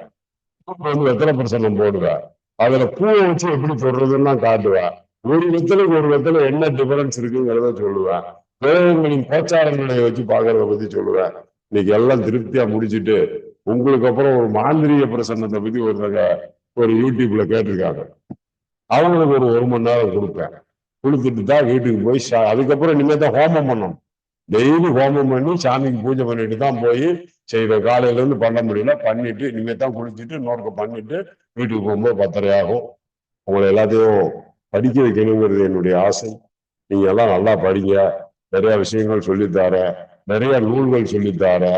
ஆதி பரம நாளிகை கூட உங்களுக்கு ஒரு ஜோசியத்தை வந்து லேப்டாப்ல போட்டு எடுத்துறோம், கம்ப்யூட்டர்ல போட்டு எடுத்துறோம். ஒரு மனிதன் பிறக்கும் போதும் அழுகின்றான், இறக்கும் போதும் அழுகின்றான். ஒரு நாளில் கவலை இல்லாமல் சிரிக்க மறந்தாய் மானிடனே. அதான் நான் சொன்ன கவலை இல்லாத மனிதன். நல்லா தெரிஞ்சுங்க. பிறக்கும் போதும் அழுகின்றான், இறக்கும் போதும் அழுகின்றான். ஒரு நாளில் கவலை இல்லாமல் சிரிக்க மறந்தாய் மானிடனே. சரிதானா? எப்பயுமே ஆம்பளைன்னா மீசை இருக்கணும், கெட்டாதுன்னா கொம்பு இருக்கணும். நான் சொல்ல புரிஞ்சுக்கிட்டீங்களா? அத மாதிரி நம்ம படிப்புனா நம்ம பிள்ளைய சிங்க மாதிரி வாங்கணும். காலையில பார்த்தையா நான் உள்ள வந்து உட்கார்றேன். ஒரு அம்மா வாங்க சிங்கம்னு கூப்பிடுவேன் எழுத்தரப்ப. அவர் வாங்கம்மாங்கிறாரு. எனக்கு எவ்வளவு சந்தோஷமா இருந்துச்சு. இந்த சிங்கம்ங்கிறது எனக்கு ஒரு நல்ல சகனம் மாதிரி. என்ன சகனம்? சிம்மராசியில கூப்பிடுது. அந்த எந்த அம்மான்னு எனக்கு தெரியாது, புதுசு கம்ப்யூட்டர்ல ரொம்ப தெரியாது. நான் ஒரு தெளிவா இருப்பேன். யாரும் பேசுனா எனக்கு ரொம்ப பார்த்து பேசணும். 1000 பேர் கூடுதல கரெக்டா சொல்லுவேன். இப்பவும் சொல்றேன். இப்ப நம்ம வெத்தலை பிரசனை பார்க்கிறோம். சரியா? அதுல இன்னைக்கு சில உண்மைகளை சொல்லித்தாரேன். அடுத்தடுத்து பிரசனம் போடும்போது நிறைய உண்மைகளை சொல்லித்தாரேன். உடனே எனக்கு உபாசனா தெய்வத்தை சொல்லுங்க. அதெல்லாம் 2:2 வந்து படிக்கிறவங்களுக்கு சீர் பண்ணி அரக்கு முத்திரையோட தான் கொடுப்பேன். அவங்க ஜகாதகத்தை வாங்கி நீ இந்த தெய்வத்தை இத்தனை மணிக்கு உபாசனம் பண்ணணும்னு சொல்றேன். நிச்சயமா சொல்றேன். ஒரு நாள் ஒரு கை உங்களை டச் பண்ணும். அதிகமா செஞ்சீங்கன்னா தரையை விட்டு ஒரு 2 இன்ச் அப்படி தூக்கி உங்களை சாப்பிட்டு உட்கார வைக்கும். அப்பதான் உங்களுக்கு தெரியும், ஆகா மந்திரத்துக்கு ஒரு சக்தி இருக்கா? இருக்கு. நாம படிக்கிறதா இருக்கு. அதுக்காண்டி ஏழை படிக்க முடியாதுன்னு போகக்கூடாது. அதுக்காகதான் இதுல போடுறேன். நீங்க இன்னும் கூட டீப்பா பழக நினைச்சீங்கன்னா, இதுல வர்றவங்க நிறைய பேர் 2 படிச்சவங்க இருக்காங்க. அந்த பேர்கள் அன்னைக்கு தான் பார்த்தேன். நான் எப்பவும் பேர்லாம் பார்க்க மாட்டேன். நம்ம கடமையில சொல்லி கொடுக்குறது. அதனால ஒரு 5 மினிட்ஸ் இடைவெளி, திருப்பி வந்து ஒரு 1/4 மணி நேரம் ஒரு செஷன் வெத்தலையை பத்தி போட்டு தாரேன். கண்டிப்பா நடத்தி தாரேன். சற்று நேரம் எனக்காக பொறுத்துக் கொள்வோம் என்று கூறிக்கொள்கின்றேன். நன்றி. அன்பு சகோதரர்களே, வணக்கம். இப்ப வெத்தலை பிரசம்னா டெமோ போட போறோம். சரியா? நான் உங்களை எல்லாம் என்ன நினைச்சு இப்ப ஆரம்பிக்கிறேன்னா, நானும் அன்றாடும் வலுவலும் தாய் அம்மை பராசக்தி, என்னுடைய குலதெய்வமான மயான ருத்ரம். நாங்க எப்பயுமே வருஷத்துல ஒரு நாள் அந்த மயானத்துக்குள்ள எரிக்கிற இடத்துல இறங்கினா அதைத்தான் உடம்பு பூரா பூசி அதைத்தான் திருமணம் ஆகிட்டு தான் நாங்க பூஜை அடிப்போம். இப்ப 408 வருஷமா எங்க குலதெய்வம் இது. எங்க பாட்டன் கூட்டம் காலத்துல இருந்து இன்னைக்கும் பெட்டி எங்க வீட்டுக்குள்ளதா இருக்கு. நான் அதுதான் கோயில் கட்டிட்டேன். என் தலைமுறையில தான் 11ஆவது தலைமுறை தான் கோயிலே கட்டியிருக்கோம். அது வரையும் கட்ட விடல யாரு. இப்ப என் மகன் வந்துட்டான், பேரம் வந்துட்டான். யாருக்கு கிடைக்குதோ அதான் பிராப்தம்.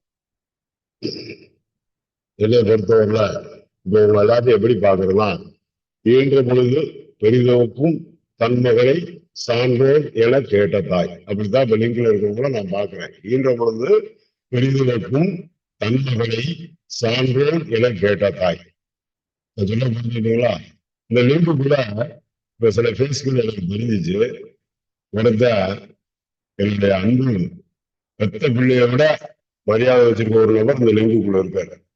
என்னுடைய பரம ரகசியத்துல ஒண்ணு அவன் கையில இருக்கு. அவன் தொட்டிய கண்ணன் இதுக்குள்ள இருக்கான், எனக்கு தெரியும். ஆனா நான் யாரையும் குறிப்பிட்டு சொல்ல மாட்டேன். அன்பு சிங்கம். அவன் அவன்கிட்ட எத்தனையோ ரெக்கார்டுகளை கொடுத்து மறைச்சு வச்சிருக்க தம்பி. ஒரு 12 பேர்த்த இந்த மாதிரி ரெக்கார்டுகளை கொடுத்து வச்சிருக்கேன். எப்பொழுது நான் தேவைப்படும் என்று கேட்கின்றனோ அப்பொழுது வந்து உனக்கு கொடுக்கணும்டா தம்பின்னு சொல்லி வச்சிருக்கேன். அவனும் இந்த லிங்க் உள்ள பார்த்துட்டு இருக்கான். 12 பேரை மட்டும்தான் நம்பி கொடுத்து வச்சிருக்கேன். என்கிட்ட 12,000 பேர் படிச்சாலும் அந்த 12 பேர்கிட்ட தான் என்னுடைய முக்கியமான ரெக்கார்டுகள்லாம் கொடுத்து வச்சிருக்கேன். காரணம் என்ன? அன்னைக்கு ஒரு டோக்கன் நம்பர் சீரியல் நம்பர் போட்டா ₹1 ஒரு 7 கிடைச்சது. ₹1 அன்னைக்கு எங்க ஆதார் கூட்டு போய் ₹1 ஒரு 7 எடுத்து கொடுத்தாருன்னா ஜோதிடத்துல ஒரு பெரிய விஷயம் இருக்கும். அது கேரளாக்குள்ள இன்னைக்கு அந்த 7கள் இருக்கு. ஆனா நீங்களோ யாரோ போய் வாங்க முடியாது. அந்த காலத்துல நான் ரிஜிஸ்ட்ரேஷன் பண்ண டோக்கன் நம்பர் இன்னும் எனக்கு இருக்கு. நான் உள்ள போனா எனக்கு ₹1 தான் அந்த 7. அதை மாற்றவே முடியாது. அப்படி ஒரு நிலையெல்லாம் வாங்கி வச்சிருக்கோம். எதுக்கு? நாளைக்கு நான் பின்னாடி நல்லா இருப்பேன்னு நினைச்சேன். நானே ஏகப்பட்ட சீரழிவு செஞ்சுட்டேன். நல்லா இருக்கும்போது எல்லாத்தையும் கொடுத்துட்டு போயிடும். ஏன்னு சொல்றேன்னா, தாயில் சிறந்த கோயிலும் இல்லை, தந்தை சொல்மிக்க மந்திரம் இல்லைன்னு செல்போன்ல பாட்டு படிக்கும். வீட்டுல பெத்ததாகி சோறு போட மாட்டாங்க, பொண்டாட்டி பேச்ச கேட்டு. பெத்ததாகி வெளியே வந்து சோத்து கலந்துக்கிட்டு இருக்கும். இதுதான் நம்ம நிலைமை. மனைவியை மீறி ஏதாவது செய்ய முடியுமா ஐயா? ஆனா என் மனைவி பாருங்க, இப்ப போன் போட்டியோ நல்லா பேசு, இல்ல மக்களுக்கு நல்லா சொல்லி கொடுத்துட்டு வா. இத்தனைக்கும் சோறு பேசிட்டு எல்லாருக்கும் தெரியும். நான் எவ்வளவோ நோய்களை சந்திச்சு தான் வாழ்றேன். அதனாலதான் நினைக்கிறேன், இன்னும் நாம இருக்கிறதுக்குள்ள எல்லா ரெக்கார்டையும் மக்களுக்கு சொல்லி கொடுத்துட்டு போயிடணும். ஓம் நமோ நாராயண மாதிரி நம்ம பிள்ளைய படிச்சுக்கிறோம். இதை போட்டு எதுக்கு? சில பேர் கேட்கிறாங்க, எதுக்காக வேண்டி சாமி இப்ப பணம் போட்டு ஒரு கிளாஸ நடத்துறாரு? உண்மையிலே சொல்றேன், இன்னைக்கு டெய்லி 50 பேருக்கு அன்னதானம் கொடுத்துட்டு இருக்கேன். என்னுடைய ஆசை டெய்லி 200 பேருக்கு அன்னதானம் போறோம். என்னுடைய பாவ கர்மாக்கள் எதுவும் வரக்கூடாது. இதுல இருந்து வருகின்ற பணத்தை அன்னதானத்துக்கு போடணும்னு சொல்லித்தான் நான் இந்த ரூபாயை வச்சிருக்கேன். என்னால இயன்ற அளவு வருஷத்துக்கு ஒரு 1.5 லட்சம் பேருக்கு சாப்பாடு போடுறேன். இது ஒரு பெரிய விஷயம். அதான் உங்களுக்கு சொல்றேன். நான் ஃபெயிலா போயிட்டேன் 10th. என் கூட படிச்சவங்கலாம் 11th போயிட்டான். ஆனா வந்தவன் போகும்போது எங்க அப்பா எனக்கு ஒரு புது சைக்கிள் வாங்கி கொடுத்து அனுப்புறாரு. 10th ஃபெயில் ஆனதுக்கு. யாருமா அப்படி செய்வாங்களா? அந்த வண்டி பேரை பார்த்து ஹீரோன்னு போட்டுருந்துச்சு. அந்த காலத்துல எங்களுக்கு ஹீரோ வண்டி, பெர்குலஸ், ராலி மாதிரி ஹீரோ ஒரு வண்டி. அந்த சைக்கிள்ல போகும்போது எங்க பையங்களாம் கேட்டாங்க, என்னப்பா ஃபர்ஸ்ட் ரேங்கா வந்தவனுக்கு கூட ஒண்ணும் கிடைக்கல, ஃபர்ஸ்ட்ல வந்தவனுக்கு ஒண்ணும் கிடைக்கல, உங்க அப்பா உனக்கு ஒரு சைக்கிள் வாங்கி கொடுத்துருக்காரு ஹீரோன்னா. அப்ப அவனுடைய மனநிலை என்ன? நீங்க நல்லா யோசிச்சு பாருங்க. அப்ப நான் தோத்துட்டேன்னு எங்க அப்பா என்னை விரட்டி விட்டு இருந்தா கண்டிப்பா இந்நேரம் என் வாழ்க்கை இவ்வளவு பிரைட்டா இருந்திருக்காரு. அவரை கொடுத்த ஆதரவு, என் தாய் கொடுத்த ஆதரவு. அது காரணம் என்னன்னா, தர்மம் செய்யணும்னு என் தலையில எழுதியிருக்கான். நான் தர்மம் செய்யறேன். அதுக்காண்டி உங்களை தர்மம் செய்யுங்கன்னு கட்டாயப்படுத்த கூடாது. பசித்தோர் யாராவது ஒரு ஆளுக்காக உணவு போடுங்க. இதான் என்னுடைய அன்பான ரெக்வஸ்ட். அந்த ரெக்வஸ்டும் உங்கள்ட்ட எப்படி கேட்கறேன்னா, கையேந்தி கேட்கிறேன். ஒரு ஆளுக்காவது மனம் சோறு போடியா, கர்மத்தை சேர்க்காதையா. வால்மீகியே கடைசியில போய் மனைவி குழந்தைகள்ட்ட நான் என்னென்னமோ செஞ்சேன், ஆனா நீங்க யாரும் இந்த பாவத்தை ஏத்துக்கிறீங்கன்னா ஒரு சிட்டுக்குருவி பாவம் கூட ஏத்துக்கிற மாட்டேன்றாங்க. இன்றைய உலகம். அதான் சொல்றேன், தேடி தேடி செல்வம் சேர்த்தாலும், எத்தனைதான் கடல் தாண்டி போனாலும், எத்தனைதான் இருந்தாலும், நீங்க படிச்சதை உலகத்துக்கு சொல்லிட்டு போயிருங்க அப்படிங்கிறதுக்கு நான் சொல்றதுக்கு காரணம் என்னன்னா, அதுக்காண்டி எல்லாத்தையும் சொல்லிக் கொடுக்க கூடாது. அகப்ப காமெடின்னு ஒண்ணு மறைச்சு வச்சுக்கணும். அகப்ப காமெடி ஒரு அடி அடிச்சா என்ன ஆகும்னு சொல்லி அது ஒரு படத்துல காட்டுவாங்க. இட்லி கோப்பரையும் அகப்ப காமெடியும் தூக்கிட்டு வருவான், அந்த சிஷியை மறந்து போவான். நீங்க முன்னாடியே பப்ளிக்கா சொல்ல பாருங்க, உங்கள படிக்கிற ஒரு பையன் தொட்டிய கண்ணு என் ரெக்கார்டு பூரா வச்சிருக்கான். ஆனா அவன்கிட்ட நீங்க என்ன கேட்டாலும் அதை எங்க சாமிகிட்ட கேளுங்கன்னு சொல்லுவோம். நீங்க என்னுடைய உத்தரவு இல்லாம அவன்கிட்ட இருந்து நீங்க என்ன செஞ்சாலும் அவன்கிட்ட ஒரு சின்ன பீஸ் கூட உங்களால வாங்க முடியாது. அவனை வாசு படிக்க வச்சேன். வாசுல நீங்க அந்த பையன்கிட்ட கேளுங்க, அவ்வளவு அழகா சொல்லுவான். நான் யாரையும் பிரபலப்படுத்தி பேசுறேன்னு நினைச்சுக்கிறாங்க. வறுமையிலும் பின்னியிலும் மூப்பிலும் சாக்காட்டிலும் எந்த ஒரு சிஷியன் நம் பக்கத்தில் இருக்கின்றானோ அவனே குருவுக்கு உத்தமமான சிஷியன். எனக்கு குடும்ப பிரச்சனைகள் வரையும் தெரிஞ்ச பையன். அப்ப நான் எவ்வளவு டீப்பா அந்த பையனை வச்சு பண்ணிட்டு முகத்தை பார்த்தேன். ஓஹோ, அம்மா கண்ணனும் உள்ள இருக்கானோ, ரைட். அத மாதிரி நீங்களும் ஒரு நல்ல சிறந்த மாணாக்கர்களாக வேண்டும். அதை நான் ரொம்ப ரசிக்கிறேன். நான் வித்தியாசப்படுத்தக்கூடிய பல விஷயங்களை உங்களுக்கு சொல்லிக் கொடுக்க போறேன். அது நல்லா ஞாபகம் வச்சுக்கோங்க. வெளியாருன்னா திருப்பி கிளாரிஃபை பண்ணுங்க. ஒரு விஷயம் சொல்லித்தாங்க, நாங்க ஜோசியம் படித்தவர்கள் சொல்லிக் கொடுத்தாங்க. ஜோதிடத்தை படிக்கணும்னா நூறு ஒண்ணு செய்யப்படுகிறது. மாதிரி நூறுல இருந்து 100 திருமணம் பாருங்க. ஜாம்பவான் சாமிகள் 100ல இருந்து 1 சொல்லிப்பாருன்னு சொல்றேன். நான் சொன்னேன், விஷ்ணு சகஸ்ரநாமம் எப்படி வந்துச்சு, பீஷ்மருக்கு எப்படி தெளிப்பு நினைவாக்கம் வந்துச்சு, அதெல்லாம் சொன்னேன். தினமும் 100ல இருந்து 1 சொல்லி பாருங்க. வர்ற நட்சத்திரத்தை 40 வருஷம் கழிச்சா நீங்க ஞாபகம் நட்சத்திரம் பஞ்சங்களா அப்படின்னு கூப்பிட்டீங்கன்னா பயப்படுவாங்க. வந்த உடனே நம்ம ஞாபகம் இல்லைன்னு சொன்னா அவங்க வரணும். சரியா? சொல்லலாம். நூல்களை தமிழ் சொல்ல மாட்டேங்கிறான்னு நினைக்காதீங்க.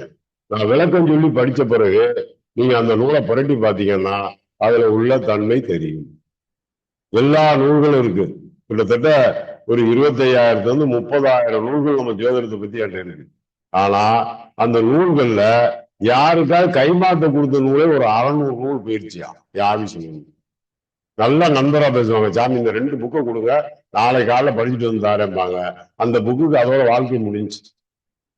அப்ப எப்படி நம்மளுடைய கடையை நம்ம மெயின்டைன்ஸ் பண்ணுவோம்? அதான் உங்கள்கிட்ட சொல்றேன். யார்கிட்ட எந்த பொருள் வாங்கினாலும் அதை திருப்பி கொடுத்துடணும். அப்ப நமக்கு அந்த கஷ்டம் வராது. அதான் இந்த பிள்ளையா நினைச்சுக்கிற கூடாது. எங்களுடைய அனுபவத்தை சொல்றோம். அந்த அனுபவம் மறக்காம இருக்கிறதுக்கு இறைவன் உங்களுக்கு அருள் புரியணும். இப்ப எல்லோரும் சேர்ந்து வெற்றிடத்தை நிரப்பும் வெற்றிலை தாயை என்று கேட்டுக்கொண்டு இப்பொழுது வெற்றிலை பிரசன்னத்தை தொடங்குகின்றோம். எல்லா ஆன்மாக்களுக்கும் பதில் சொல்ல முடியும் இந்த வெற்றிலையை வச்சு. ஆன்மானா என்ன? ஆன்மா பிரசன்னம்னு ஒண்ணு இருக்கு. நீங்க வந்து நின்னோடனே அவங்க ஃபேஸ் ரீடர்ன்னு சொல்லுவாங்க. அதை ஃபேஸ் ரீடர் உங்களை பத்தி எல்லாம் சொல்லும், எல்லா விஷயமும் சொல்லும். அது இந்த வெத்தலையாலையும் சொல்ல முடியும். பல பொருட்கள் இருக்கு, அதுல இது ஒரு வகை. இது எளிய முறையில நம்ம கண்டுபிடிக்கணும். சரி, ரைட். இன்னைக்கு வெத்தலை கொண்டாந்து வச்சிருக்காங்க இல்லையா? இந்த தட்டுல இப்ப நான் சனி பகவானை நம்பியே நடத்திக்கிட்டு இருக்கேன். நல்லா தெரிஞ்சுங்க. ஸ்டீல் பிளேட்ல வச்சிருக்காரு சாமி, ஒரு செம்பு பிளேட்ல வைக்க கூடாது, நாளைக்கு ஒரு கமெண்ட்ஸ் எல்லாம் வரும். அதை எதிர்நோக்கி தான் இதை வச்சிருக்கேன். ஸ்டீல் பிளேட்ல வச்சிருக்கேன்னா பகவானே நீ சனி என்னை தொட்டா சனி பகவான் உன்னை தொற்றுவார். அவர் வில்லம் போல இருக்கார். உலகத்துல நவகிரகத்துல வில்லம் போல இருக்கிறது யாரியா? சனி பகவான் ஒருத்தர் தான். எழுதி வச்சுக்கோங்க. அவர்கிட்ட போய் தொட்டோம்னா நிச்சயமா ஆளை 2 பிறந்து கொண்டு போயிடும். அதுக்குதான் அப்பா சாமி நான் சொல்லி கொடுக்குறேன். அவங்க இஷ்டம். இப்ப இந்த ஸ்டீல் பிளேட்ல தான் இந்த இது வைக்கப்பட்டிருக்கு. இந்த வெத்தலையை இப்ப எடுக்கிறோம். இந்த ஸ்டீல் பிளேட்டை இப்படி நடக்கி வைக்கிறோம். சரியா? இதுல எத்தனை பாக்கு இருக்குன்னு எண்ணுவோம். யாரோ ஒரு புண்ணியவான் செஞ்ச வேலையில இது நடக்குது. 1 2 3 4 5 6 7 8 9 10 10 கூட தவறுது. ரைட், தொழில் ஸ்தானம் எடுத்துக்கலாம்.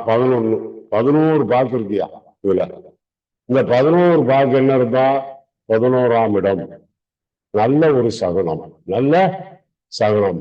அடுத்தது நிமித்தம். சகுனம் பார்த்துட்டு நிமித்தம் பார்க்கணும். நிமித்தம்னா என்ன? நடக்குமா நடக்காதா? இது சொல்லி கொடுக்கறது அவங்களுக்கு புரியுமா புரியாதா? இது 11 பாக்கு இருக்கு சாமி, வச்சுட்டேன். சரியா? அடுத்து வெத்தலை. இரவு நேரம் ஆயிடுச்சு, 12 மணிக்கு மேல ஆயிட்டாலே நம்ம திருப்பி பிடிச்சுதான் எண்ணணும். சரியா? இப்ப இந்த வெத்தலை இப்படி வச்சிருக்கோம், வச்சாச்சு. அப்படி வச்சுக்கோங்க. இதுல எத்தனை வெத்தலை இருக்குன்னு நமக்கு தெரியாது. அங்க இருந்து கொண்டு வந்திருக்காங்க, ஒரு கெட்டா வச்சாங்க, பார்க்க வச்சுட்டாங்க. இதுல 1 அப்படி எடுத்துங்க. முதல் வெத்தலை. இந்த முதல் வெத்தலைய நீங்க லக்கணமா எடுத்துக்கலாம். இந்த முதல் வெத்தலையினுடைய தன்மை என்ன? லக்கணத்திலே சில முதல் வெத்தலை இது கொஞ்சம் பாதிக்கப்பட்டிருக்கு. இந்த பாதிக்கப்பட்டதை வச்சு நாம ஒரு இடம் எடுப்போம். பாதிக்கப்பட்டதை வச்சு ஒண்ணு எடுப்போம். முதல்ல இது 1. எத்தனை வெத்தலை இருக்குன்னு எண்ணிக்கிறோம். 1 2 3 4 5. ஒரு வெட்டத்தை ஒட்டி வந்திருக்கு. 5ஆம் இடத்துல ஒரு கருப்பான ஒரு பூர்வ புண்ணிய ஸ்தானத்துல. அப்ப 5ஆம் இடத்துல இந்த வெத்தலையில ஒரு கருப்பா ஏதோ ஒட்டி இருக்கு. அது என்னது? அந்த வெத்தலையினுடைய அழுகல் தோன்றல்.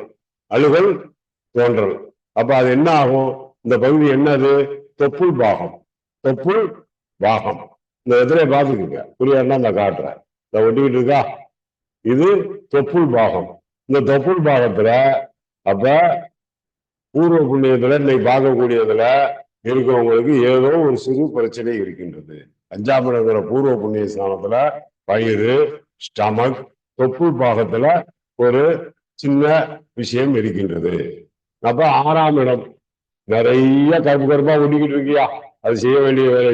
எதிரி ரோக சத்துருஸ்தானம். அப்ப 7ஆம் இடம் அப்படி வச்சுக்கோங்க. அந்த இடத்துல என்ன இருக்கு? கால் பகுதி. அப்ப இப்ப இருக்கக்கூடியவங்கள பெரும்பகுதியான பேருக்கு கால்வலியோ கால்வலி சம்பந்தப்பட்டதோ ஏதோ ஒண்ணு இருக்கும். 8ஆம் இடம் வைக்கும், மாங்கல்ய ஸ்தானம் இப்படிலாம் எடுத்துக்கலாம். இதுல என்ன இருக்கு? அப்ப இன்னைக்கு நட்சத்திரம் மூலம், அப்பதே சொன்னேன் அன்னைக்கு நட்சத்திரம் மூலம். அப்ப இதுல 8ஆம் இடம்ங்கிறது ஒரு திருப்தியற்ற நிலையை காட்டுகிறது. அப்ப குடும்ப வாழ்க்கையில சற்று குழப்பங்களும் நோய்வாய்ப்பட்டோ ஏதோ ஒரு சூழ்நிலை அப்படியெல்லாம் மாமனார் மாமியார் இருக்குது. மாமனார் மாமியார் அந்த அவங்களுக்கு ஏதாவது ஒரு பிரச்சனை, அதுக்கு நம்ம என்ன செய்யுது? அடுத்தது 9. 9ஆம் இடம்ங்கிறது பாக்கியஸ்தானம் இந்த இருக்கு, அதுலயும் பிரச்சனை. அப்ப பாக்கியத்துல இன்னைக்கு இருக்க ஜோதிடர்கள்ல பாக்குறவங்கல்ல நிறைய பேருக்கு பணம், தொழில் பிரச்சனைகள் இருக்கலாம். அதை விட சொல்லலாம் சொந்த வீடுகள், அவங்க குடும்பத்திலே சில பிரச்சனைகள் இருக்கலாம். அதை நினைச்சு கவலைப்படக்கூடாது. அதுக்கு என்ன வழிங்கிறத இப்ப தேர்வு பண்ண போறோம். இப்ப இது 9ஆம் இடம். இடத்துல பாருங்க எவ்வளவு ஒரு சூழ்நிலை வித்தியாசமா இருக்கு. ரைட். அடுத்தது 10வது வெத்தலை. அது என்ன செய்யுது? கர்மஸ்தானம். அழகான பெண் வெத்தலை, பெண் வெற்றிலை. இதுல ஆண் வெத்தலை எது, பெண் வெத்தலை எதுன்னு உங்களுக்கு பிரிச்சு காட்டுறாங்க. அதெல்லாம் இன்னும் தெளிவா சொல்லுவேன் அடுத்தடுத்த வகுப்புகள்ல. இது பெண் வெத்தலை. இதை நல்லா புரிஞ்சுங்க. இது எப்படி இருக்கு? ஒரு அரச மரத்தினுடைய இலை உலகத்திலே பூ பூக்காமல் காய் காய்க்கின்றது வில்வ மரம். எல்லா மரமும் பூ பூத்துதான் காய் காய்க்கும். ஆனா வில்வ மரம் ஒண்ணுதான் பூக்காமலே காய்க்கும். அதனாலதான் அதுக்கு பேரு கடவுள் போதி மரம் என்று அதுக்கு சொல்றாங்க. நம்ம அரச மரம் சொல்றோம். மனநிலை பாதிக்கப்பட்டா அது கீழே உட்கார வச்சா சரியா போயிடும். இது 10ஆம் இடம். அப்ப இன்னைக்கு இருக்கிறதுல பெண் பிள்ளைகள் நல்லா ஒரு அம்சமான நிலையில வரக்கூடிய நிலை. 11 அப்படி எடுத்துக்கோங்க. 11வது வெத்தலை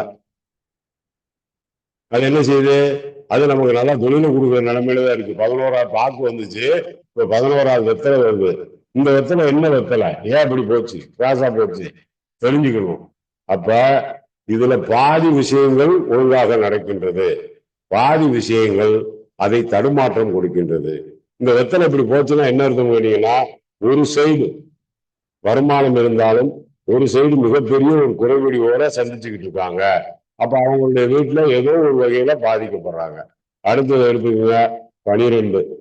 இந்த 12வது வெத்தலை பாருங்க சாமி, இந்த தொழில எவ்வளவு பெரிய பிரச்சனை உங்களுக்கு இருக்கு, நடத்துற எங்களுக்கு எவ்வளவு எதிர்ப்புங்கிறத இதை நீங்க பாத்துக்கலாம். மறைவு ஸ்தானம். இந்த வெத்தலை பாருங்க எவ்வளவு கருப்பா டாட்டா ஒரு ஓட்டோட உட்கார்ந்துருக்கு. இது நம்மளா போட்டோம், நம்மளா எண்ணணும் கிடையாது.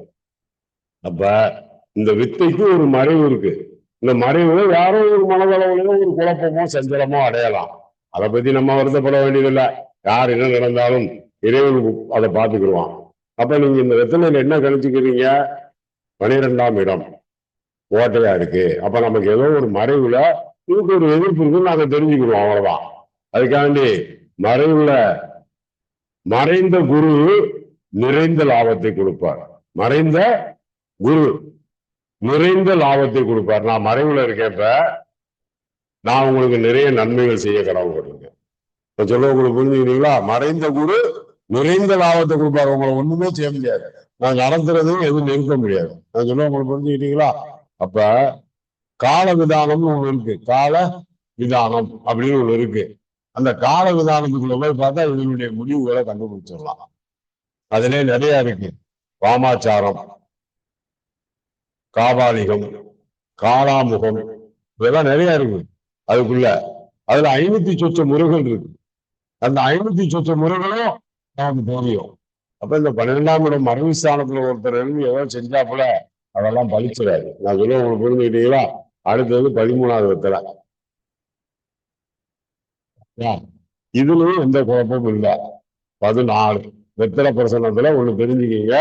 14 உலகங்கள் 14, 7 14 லோகத்துக்குள்ள இப்ப நம்ம போறோம். ஆனா இன்னும் ஒரு உலகம் நமக்கு கட்டுப்படல. இப்ப 15 வந்திருந்தா நாகலோகம்னு காலையில சொன்னேன். அப்ப இன்னமும் ராகு நமக்கு ஒத்துழைக்கவில்லை. அப்ப நம்ம யாரை கும்பிடணும்? ராகுவோட மனைவி சிங்கியத்தை நம்ம கும்பிடணும். ராகுவை கும்பிட்டு பலன் செய்யாது. அப்ப 14 வெத்தலை தான் வந்திருக்கு. என் கணக்குக்கு 15 வரும் இறைவனர்லாம் நினைச்சா ஒண்ணு குறைஞ்சிருச்சு. அதை பத்தி ஒண்ணும் இல்லை. இப்ப இந்த வெத்தலை பிரசன்னத்துல இதை பார்த்தீங்க. இதுல ஒவ்வொரு வெத்தலைக்கும் ஒரு பயிற்சி வேணும். சும்மா இல்லை. முதல் வெத்தலையே ரகணமா எடுத்துக்கோங்க. அதுக்கு அடுத்த வெத்தலையே 2ஆம் இடமான வாக்குஸ்தானமா எடுத்துக்கோங்க. 3வது வெத்தலையே 3ஆம் இடமான முயற்சி ஸ்தானமா எடுத்துக்கோங்க. இப்ப 3வது வெத்தலை எடுப்போம், நம்மளே எடுப்போம். எதுக்கு?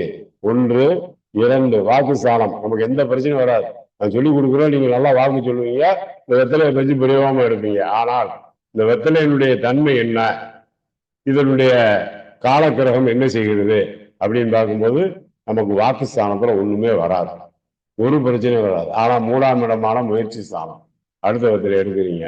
முயற்சி ஸ்தானத்தை பொறுத்தவரையில நமக்கு இந்த வெத்தலை நம்மளுடைய சூழ்நிலையில இது ஒரு ஆண் வெத்தலை, இதை காமிச்சது பெண் வெத்தலை, இது ஆண் வெற்றிலை. அப்ப ஆணுடைய தத்துவம் என்ன? ஒரு ஆண் மகனால் இதை உங்களுக்கு ஜெயிச்சு கொடுக்க முடியும். நிச்சயமா ஒரு ஆண் குழந்தையால், ஆண் தெய்வத்தால், அப்படி கூட எடுத்துக்கலாம், ஆண் தெய்வத்தால் இதை ஜெயிச்சு கொடுக்க முடியும். இந்த முயற்சி ஸ்தானத்துல ஒரு சின்ன வித்தை செய்யும், சின்ன வித்தை. இப்போ ஒரு நபரை விட்டு புஷ்பத்தை வச்சுதான் தொட சொல்லணும். இந்த வெத்தலையை 12ஆ பிரிக்கணும். இந்த வெத்தலையை இப்ப பிரிச்சு காட்டுற மாதிரி, இந்த வெத்தலையை 12ஆ பிரிக்கணும். எப்படி பிரிக்கணும்? மேஷம், ரிஷபம், மிதுனம், கடகம், சிம்மம், கன்னி, துலாம், விருச்சிகம், தனுசு, மகரம், கும்பம், மீனம். சரியா? இப்ப ஒரு மனிதனை வச்சு அவன் வைக்க சொல்ற, அவன் ஒரு புஷ்பத்தை வைப்பான். அந்த 3ஆம் இடமான முயற்சி ஸ்தானத்தை எது தடையா இருக்குங்கிறத நீங்க சிம்பிளா கண்டுபிடிச்சுக்கோங்க. அது சொல்ல உங்களுக்கு புரிஞ்சுட்டீங்களா? தம்பிக்கு வாங்க, இதுல ஒரு பூவை நீங்களா வைங்க, இவங்க பார்க்கணும். இப்ப அவர் வச்சிருக்கிறது எந்த இடையா? மேஷம், ரிஷபம், மிதுனம் மேல முயற்சி, கடகம், சிம்மத்துல வச்சிருக்காரு, சிம்மத்துல வச்சிருக்காரு. அப்ப ஒரு வீட்டுல என்ன இருக்கணும்? சிம்ம ராசி, மகம், பூரம், உத்திரம், 3 நட்சத்திரம் இருக்கு. அப்படி இல்லைன்னா இவங்க வீட்டுல யாராவது ஒருத்தவங்க கண்டிப்பா கவர்மெண்ட் வேலைக்கு முயற்சி பண்ணி அதுவும் தோல்வி அடைந்திருப்பாங்க. உங்க வீட்டுல யாராவது கவர்மெண்ட் வேலைக்கு முயற்சி பண்ணி தோல்வி அடைஞ்சிருக்கீங்களா? ரைட். இவருடைய மனைவி, உங்க மனைவி என்ன நட்சத்திரம்? இவரு நம்ம அப்பதே ராகு கட்டுப்படலைன்னு சொன்னோம். ராகு விதி கட்டுப்படல. இவருடைய நட்சத்திரம் என்ன? திருவாதிரை.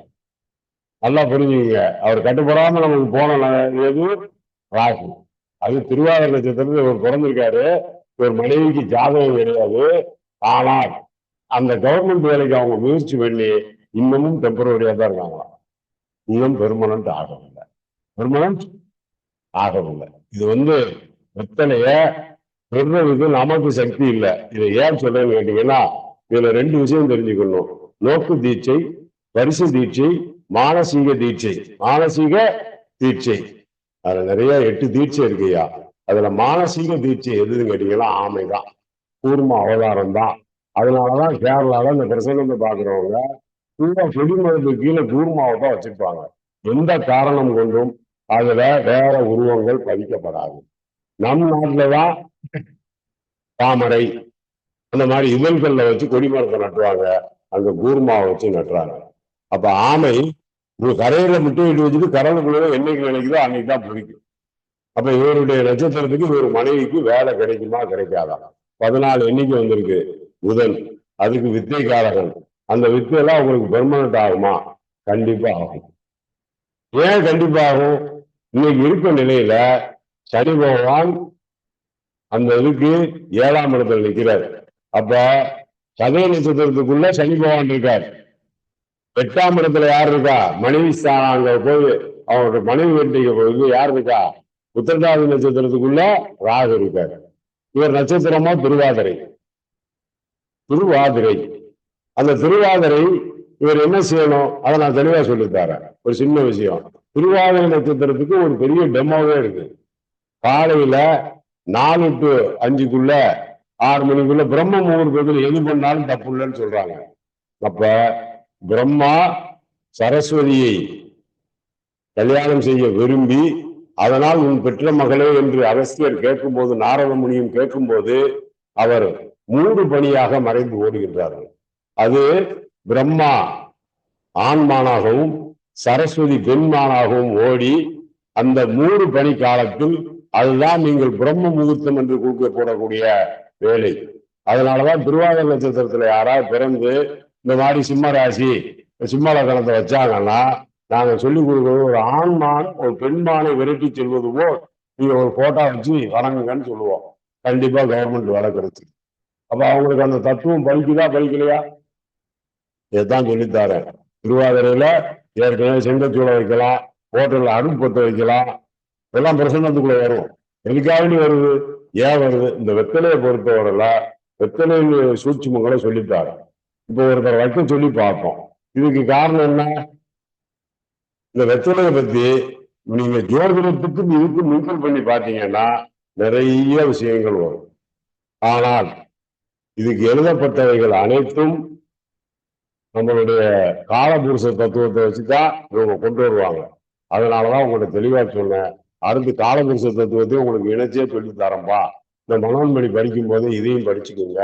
காலபுருஷ தத்துவத்துல ஒருத்தவங்க சொல்லுவாங்க, கடகராசி கடகலக்கணம் அவர் நினைச்சதெல்லாம் நடத்திருந்தா நினைப்பாங்க. உண்மைதான். அங்க என்ன கிரகம் உட்கார்ந்து தெரிய பார்க்கணும்ல. கடகராசிக்கு சந்திரன் உட்கார்ந்தாப்புல சரியா போச்சா? ஒரு கேள்வி கேட்பாரு எங்க ஆசான், கடகராசிக்காரன் என்னைக்குடா போய் கடன் கேட்டா கடன் கொடுப்பான் அப்படின்னு சொன்னா நாங்க அதுக்கு ஒரு கால்குலேஷன் வச்சிருக்கோம். இப்ப எங்க கடகராசி, எங்க ராசிக்கு 11 சந்திரன் உச்சமா வருவாரு. ரோஹி நட்சத்திரத்தன்னை யார் யாரை கூப்பிட்டு பணம் கேட்கிறோமோ எல்லாரும் கொடுத்துருவாங்க. அதை முதல்ல ஜோதிடத்துல தெரிஞ்சுக்கணும், நமக்கு எந்த ராசியில பணம் வரும். இப்ப இவரை பொறுத்தவரை இவருக்கு நான் சொன்ன பிறகான ஒரு ஆண்மான் பெண்மா வச்சு பணத்தை வச்சு கும்பிடுவியான்னு சொல்றேன். அப்ப கும்பிடும் போது கண்டிப்பா அவங்க வீட்டுல கவர்மெண்ட் வேலை வரைக்கும் நமக்கு ஒரு நல்ல மரியாதை இருக்கும். இந்த மாதிரி ஒவ்வொரு பிரசன்னத்தையும் பார்க்கும் போதும் ஒவ்வொரு விஷயங்களை நடத்தும் போதும் நாம் ரொம்ப தெளிவா இருக்கோம். இப்ப 4ஆம் இடத்தை சொன்னோம், இவருடைய குடும்பஸ்தானம் அப்படி இருக்குதுங்க. இவங்க குடும்பஸ்தானத்தை எடுத்து பாருங்க, இன்னும் உங்களுக்கு தெளிவா சொல்லித்தாரேன். இவருடைய குடும்பஸ்தானம் அப்படின்னா 4ஆம் இடத்தை பாருங்க. மனைவிக்கு கண்டிப்பா இடுப்பு பகுதி கீழே ஒரு நல்ல நிலை இருக்காது. எவ்வளவு மோசமா இருக்கு. அப்ப இந்த மனைவிங்க இவங்க வீட்டுல யாரோ ஒருத்தவங்க கவர்மெண்ட்ல வேலை பார்த்திருப்பாங்க. அதுக்கு என்ன காரணம்? இந்த பாருங்க, இந்த 2 வெத்தலையும் இங்க வரை வந்து இங்க ஒண்ணு புரியும், இங்க ஒண்ணு புரியும். ஆனா இவங்க வீட்டுல யாரோ ஒருத்தவங்க கவர்மெண்ட் வேலை பார்த்திருக்காங்க. ஆனா அந்த கவர்மெண்ட் வேலை பார்த்ததுக்கு கண்டிப்பா வாரிசு வேலை கிடைச்சிருக்காரு.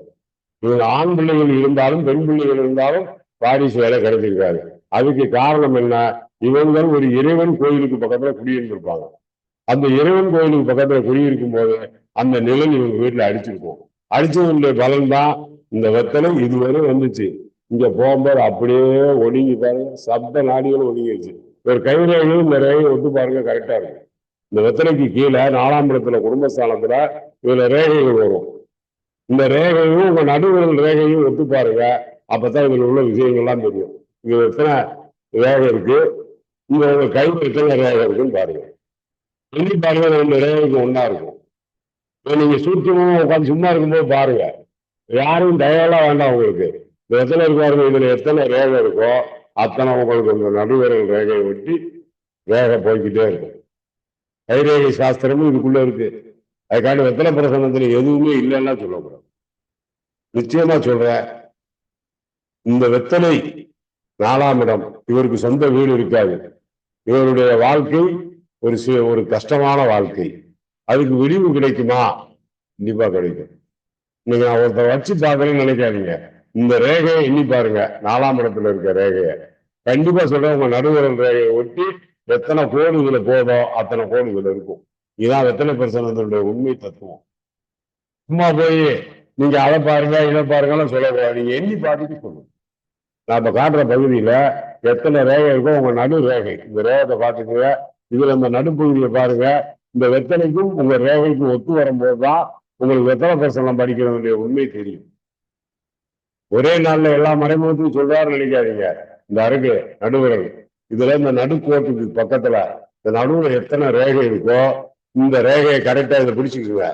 இதுல இருந்து கீழே பாருங்க, உங்க கையில வச்சு பாருங்க, இதுல எத்தனை ரேகை இருக்கோ அத்தனை ரேகை உங்களுக்கு எத்தனை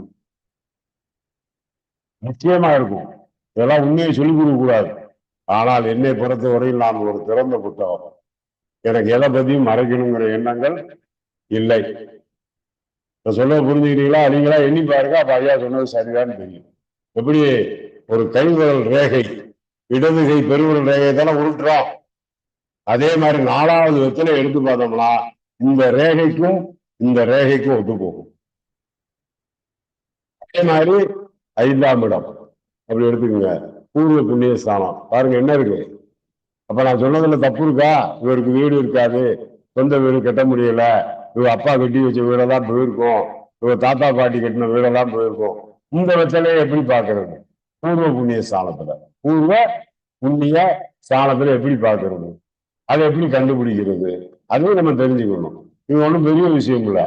இந்த வெத்தலையில இந்த சைடு என்ன இருக்கு? ஒரு சைடு கீழே இறங்கிருச்சு, ஒரு சைடு மேலே ஏறிடுச்சு. அப்ப உறவினர்ல யாரோ ஒருத்தங்க பெரிய பணக்காரங்கள் ஆகிட்டாங்க, இவங்க குடும்பம் கஷ்டப்பட்டு வெளியே வந்துருச்சு. அப்ப இன்னைக்கு கோச்சாரப்படி இப்ப எங்க இருக்கார் கிரகம்? இந்த லக்கணத்தெல்லாம் போட்டு உங்களுக்கு விளக்கணும். இப்ப இருக்க நம்ம உள்ளே அடிக்க சொல்லியிருக்கேன், அடிச்சா உங்களுக்கு பிரிண்ட் அவுட்ல நிற்கும். அதுல நிக்கிறதுல நீங்க கோச்சாரம் பார்க்கணும். அந்த கோச்சாரம் பார்க்கும்போது இதனுடைய தன்மைகள் அத்தனையும் உங்களுக்கு நான் சொல்ல சொல்ல சொல்ல சொல்ல தெளிவா புரியும். அதையும் உங்க சேனல்ல வந்து நிக்கணும். நீங்க பாக்குற அதுல வந்து அது நிக்கணும். அந்த மாதிரி அடிக்க சொல்லியிருக்கேன். அதனால உங்க எல்லாத்துக்கும் சொல்றேன், 6ஆம் இடமான எதிரியை பத்தி இப்ப பேச வேண்டாம். கடைசியா எதிரியை பேசிட்டு முடிக்க கூடாது. இது நாளையும் தொடரும்.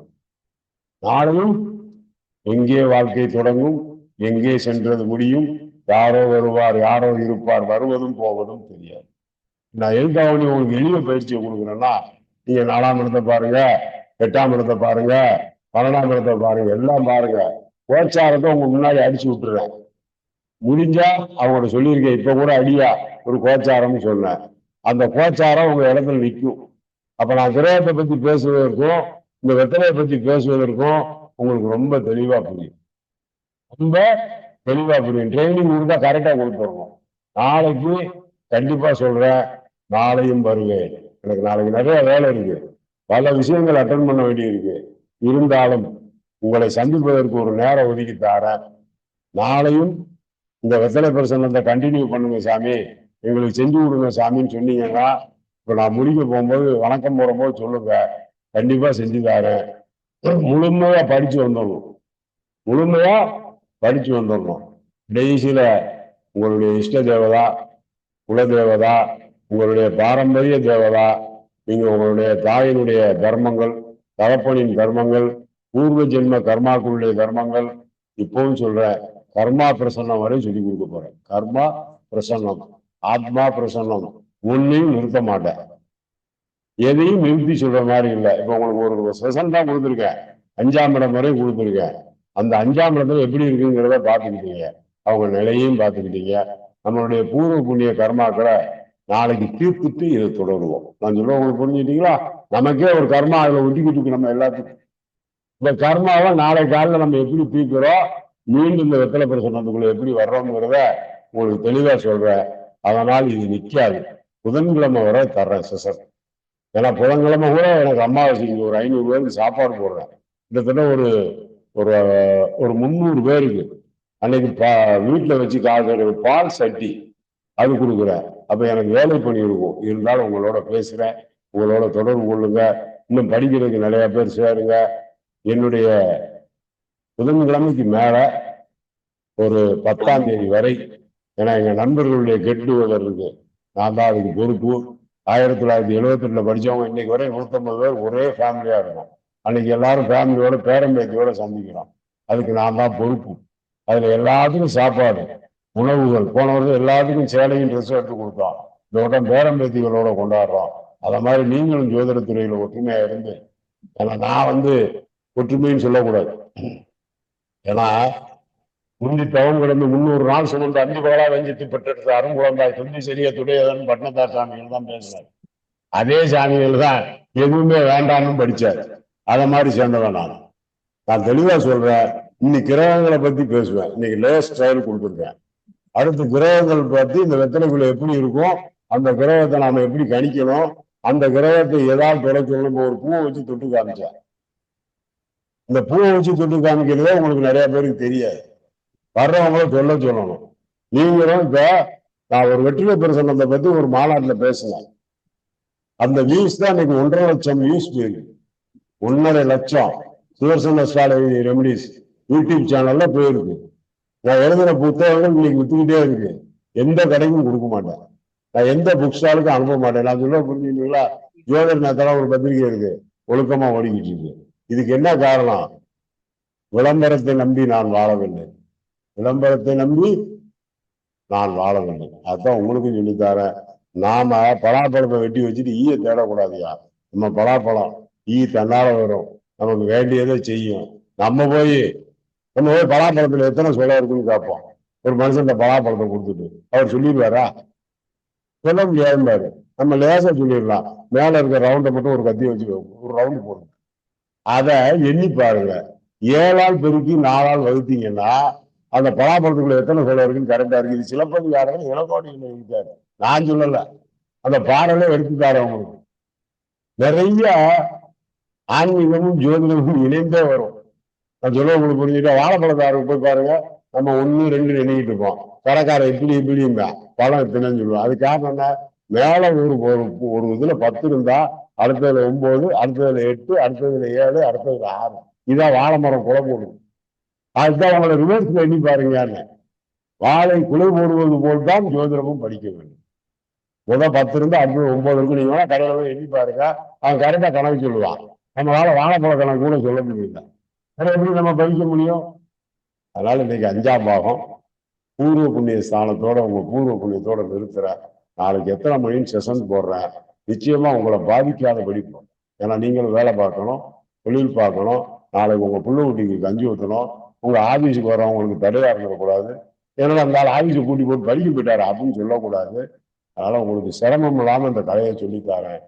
நிச்சயமா நீங்க நல்லா இருக்கணும்னு வேண்டிக்கிட்டு கண்டிப்பாக இப்பொழுது கொடுத்தாலும் நாளை காலை 8 இல்லைன்னா 9 மணிக்கு எத்தனை மணிக்கு போடுறேன்னு சொல்லிடுறேன். சாயந்தரம் ஈவினிங் கம்பல்சரியா போடுவேன். அதுல ஒன்றும் பிரச்சனை இல்லை.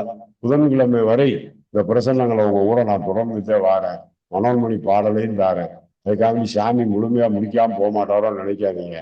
இந்த 27, 30 திதியும் உங்களுக்கு சொல்லி கொடுத்து அடுத்து 27 நட்சத்திரத்துக்கும் தொடங்க போறேன். ஒவ்வொரு நட்சத்திரத்துக்கும் ஒவ்வொரு பாதம். அடுத்து லக்கணங்கள்ல பிறந்தவங்களை பத்தி ஒரு பாதம். அடுத்து லக்கண சந்தியில பிறந்தவங்களை பத்தி ஒரு பாடம். அடுத்தது ராசி சந்தியில பிறந்தவன், லக்கண சந்தியில பிறந்தவங்க ஒரு 3 நிமிஷம் கேப்ல என்னென்ன அடிக்குது, அதுக்கு என்ன விடை சொல்லணும். இது போக இன்னொரு விஷயம் சொல்லித்தாரேன். மாந்தி அப்படிங்கிற ஒரு சப்ஜெக்ட் எடுக்கிறோம். இப்ப அடுத்து நான் உங்கள்கிட்ட பேசிட்டு எங்க போறேன், மாந்திரிக பிரசன்னத்தை பத்தி பேச போறேன். அது 2 லட்சம் வியூஸ்குள்ள உள்ள போகுது. ஆனா நான் யார் போனையும் யாருக்கு அட்டன் பண்ண மாட்டேன். அது ஒரு 10, 100 பேர் நம்பர் தான் இருக்கும். புதுசா நம்பர் வந்தா எடுக்கவும் மாட்டேன். என்னுடைய துறை சார்ந்த விஷயங்களை மட்டும்தான் பேசுவேன். உங்கள்கிட்டையும் சொல்லித்தாரேன். நீங்களும் உலகத்துல உள்ள அரிய விஷயங்கள் அத்தனையும் தெரிஞ்சுக்கணும். இப்ப ஒண்ணும் இல்ல, மாந்திரிக பிரசன்னம் பேச போறேன்னா ஒரு ஆத்மாவை கூப்பிட்டு எப்படி பேசுறது, அந்த ஆத்மாவை எதுக்குள்ள கொண்டு அடைப்பாங்க. அதான் புளியமுத்து பிரசன்னம் போட்டேன், வீட்டுக்குள்ளே போட்டு விட்டேன். மாந்திரிகம் என்பதை புளிய மரத்தை வச்சுதான் வேலையை காட்ட முடியும். தான் முருங்க மரத்துல அவர் பட்டுக்கோட்டையார் படிச்ச மாதிரி வேப்ப மரம் உச்சியில பேய் ஒண்ணு நிக்குதுன்னு சொல்லுவாங்க, நீ நம்பாதன்னு படிச்சாரு. அவரை மாதிரி ஒரு சிறந்த மனிதன் இல்லை. தலைவானம் படிச்சாரு. 2 இட்லியும் கெட்டி சட்னியும் வரும் பிளேன்னாரு. இன்னைக்கு தட்டி விட்டா வருதா வரலையா? இன்னைக்கு வல்லதா விளக்கு தலைகீழா எரியும் சொன்னோம்ல, நம்ம ஆளுங்க தப்பு. விளக்கு எப்படி தலைகீழா எரியுமா? இன்னைக்கு லைட் எங்கேயா எரிஞ்சுக்கிட்டு இருக்கு? இயற்கை தன் வேலையை சரியாக செய்யும். இந்த யூடியூப் சேனல்ல இந்த வருடம் தமிழ் புத்தாண்ட முதல் நான் தான் கொடுக்க போறேன். அடுத்த வருஷம் எப்படி இருக்கும், அடுத்த வருஷம் ஜோதிடர்கள் எப்படி இருப்பாங்க, வியாபாரிகள் எப்படி இருப்பாங்க, கல்யாண காட்சிகள் எப்படி நடக்கும், எல்லாத்தையும் பத்தியும் 12 ராசிக்கும் தமிழ் புத்தாண்டு பற்றி இன்னொரு 3 நாள்ல யூடியூப்ல பேசுவேன். அது வரும். அப்பொழுது தெரிந்து கொள்ளுங்கள் உலகத்தினுடைய உண்மை. நிச்சயமாக இறைவன் உங்களை எல்லாரும் காப்பாற்ற வேண்டும். இது முடிஞ்சோன்னே இன்னைக்கு நீங்க எல்லாம் வாழ்த்து சொல்லலாம். ஏன்னா சரியில்லாம போட்டு அது உங்களுக்கு சடவுனானு நீங்க ஐயா வணக்கம் கூட சொல்ல முடியாம போய் நானும் நமக்கு மரியாதை செய்ய முடியாம போய் அந்த வருத்தங்கள்லாம் இருக்கக்கூடாது. நாம் எல்லோரும் தொப்புள் கொடி உறவுகள். அப்ப சொன்ன இல்லையா, தொப்புள் பார்க்கணும். மனுஷன் பிறந்தோடனே கட் பண்ணி ஒரு முடிச்சு மட்டும் போடாமட்டா அவன் செத்து போயிடுவான். இது கூட நம்மள சொல்லி வைத்தது. இன்று ஆண் குழந்தையா பெண் குழந்தையா ஸ்கேன் வந்தது. அன்று ஒரு மூதாட்டி வீட்டில் இருக்கவர்கள் மருத்துவம் பார்ப்பவர்கள் ஒரு வீட்டுக்கு வந்து இந்த குழந்தைதான் பிறக்கும் சொல்லிட்டு போனா பிறந்துச்சு. அது என்ன பெரிய சீமத்தையா? ஒரு பிள்ளைய கீழே உட்கார சொல்லியிருப்பாங்க. கொஞ்ச நேரம் கழிச்சு பார்த்தா எந்திராமாங்க.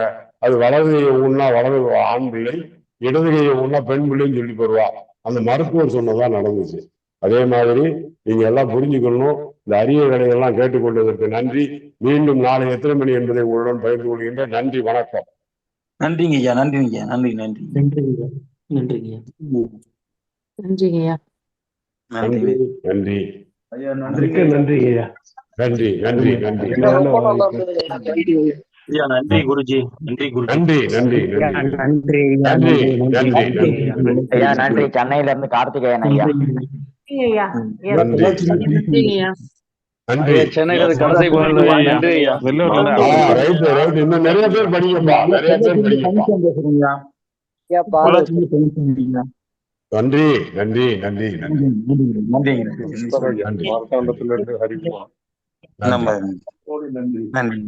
நன்றி ஐயா. இவர்தான் பிரசன்னமாக்கப்பட்டவர்.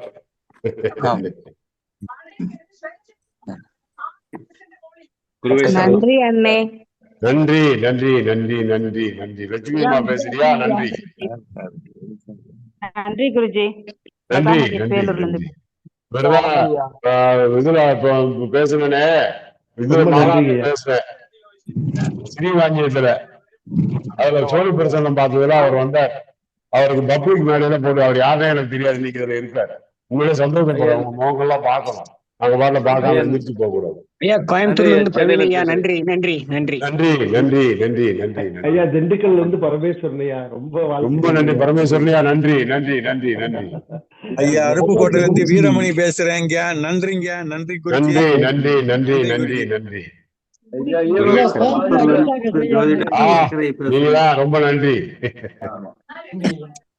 ஐயா வகுப்பு ரொம்ப சூப்பரா போயிட்டு இருக்கு ஐயா. ரொம்ப கிளியரா இருக்கு. ரொம்ப நன்றி ஐயா. ரொம்ப கடமைப்பட்டோம். நாளைக்கு இன்னும் பிரமாதமா போகணும். இன்னும் பிரமாதமா போகணும். இன்னும் எடுப்போம். சப்ஜெக்ட் எடுத்து பீஸ் பீஸா பிரிந்து. நன்றி ஐயா. சரிங்க. ரொம்ப சந்தோஷம் ஐயா. நன்றி ஐயா. மனநிறைவு ஐயா. நன்றி நன்றி நன்றி நன்றி ஐயா. நன்றி நன்றி நன்றி நன்றி. ஐயா நெகமம்ல இருந்து மதுலிகா ராணிங்க ஐயா. ரொம்ப நன்றிங்க ஐயா. சொல்லுமா. நெகமம்ல இருந்து மதுலிகா ராணி, பொள்ளாச்சி. ரொம்ப சந்தோஷம் சந்தோஷம் சந்தோஷம். ஐயா பொள்ளாச்சி பழனிசாமி பேசுறேங்க. ஐயா வணக்கம் ஐயா. பழனிசாமி. எந்த பழனிசாமி? நன்றி. பொள்ளாச்சிங்க ஐயா. பொள்ளாச்சி. ரொம்ப நன்றி நன்றி நன்றி நன்றி. ஸ்ரீவாஞ்சியத்துல பாத்துங்க ஐயா. நன்றி ஐயா. எல்லாத்தையும் மாநாட்டுல பார்த்தேன். இப்ப அளவுல சந்திக்கும் போதுதானே தெரியுது.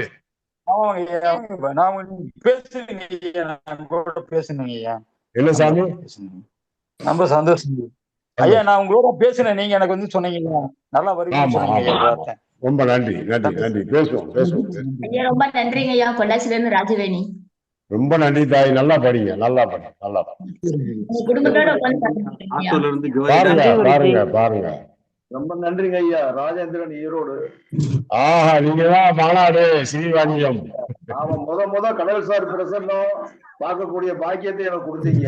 கண்டிப்பா கண்டிப்பா கண்டிப்பா கண்டிப்பா. நன்றி ஐயா. நன்றிங்கய்யா. ஐயா நன்றிங்கய்யா. நன்றி. ராமன் பரசுராமன் ஐயா. நன்றி. கண்டிப்பா கண்டிப்பா. நன்றி நன்றி ஐயா. கலசை பழனிவேல்ராஜன், சென்னை ஐயா. ரொம்ப நன்றியா. நல்லா படிமா படிமா படிமா படிமா. ரொம்ப நன்றி தாய். நல்லா படிங்க நல்லா படிங்க நல்லா படிங்க.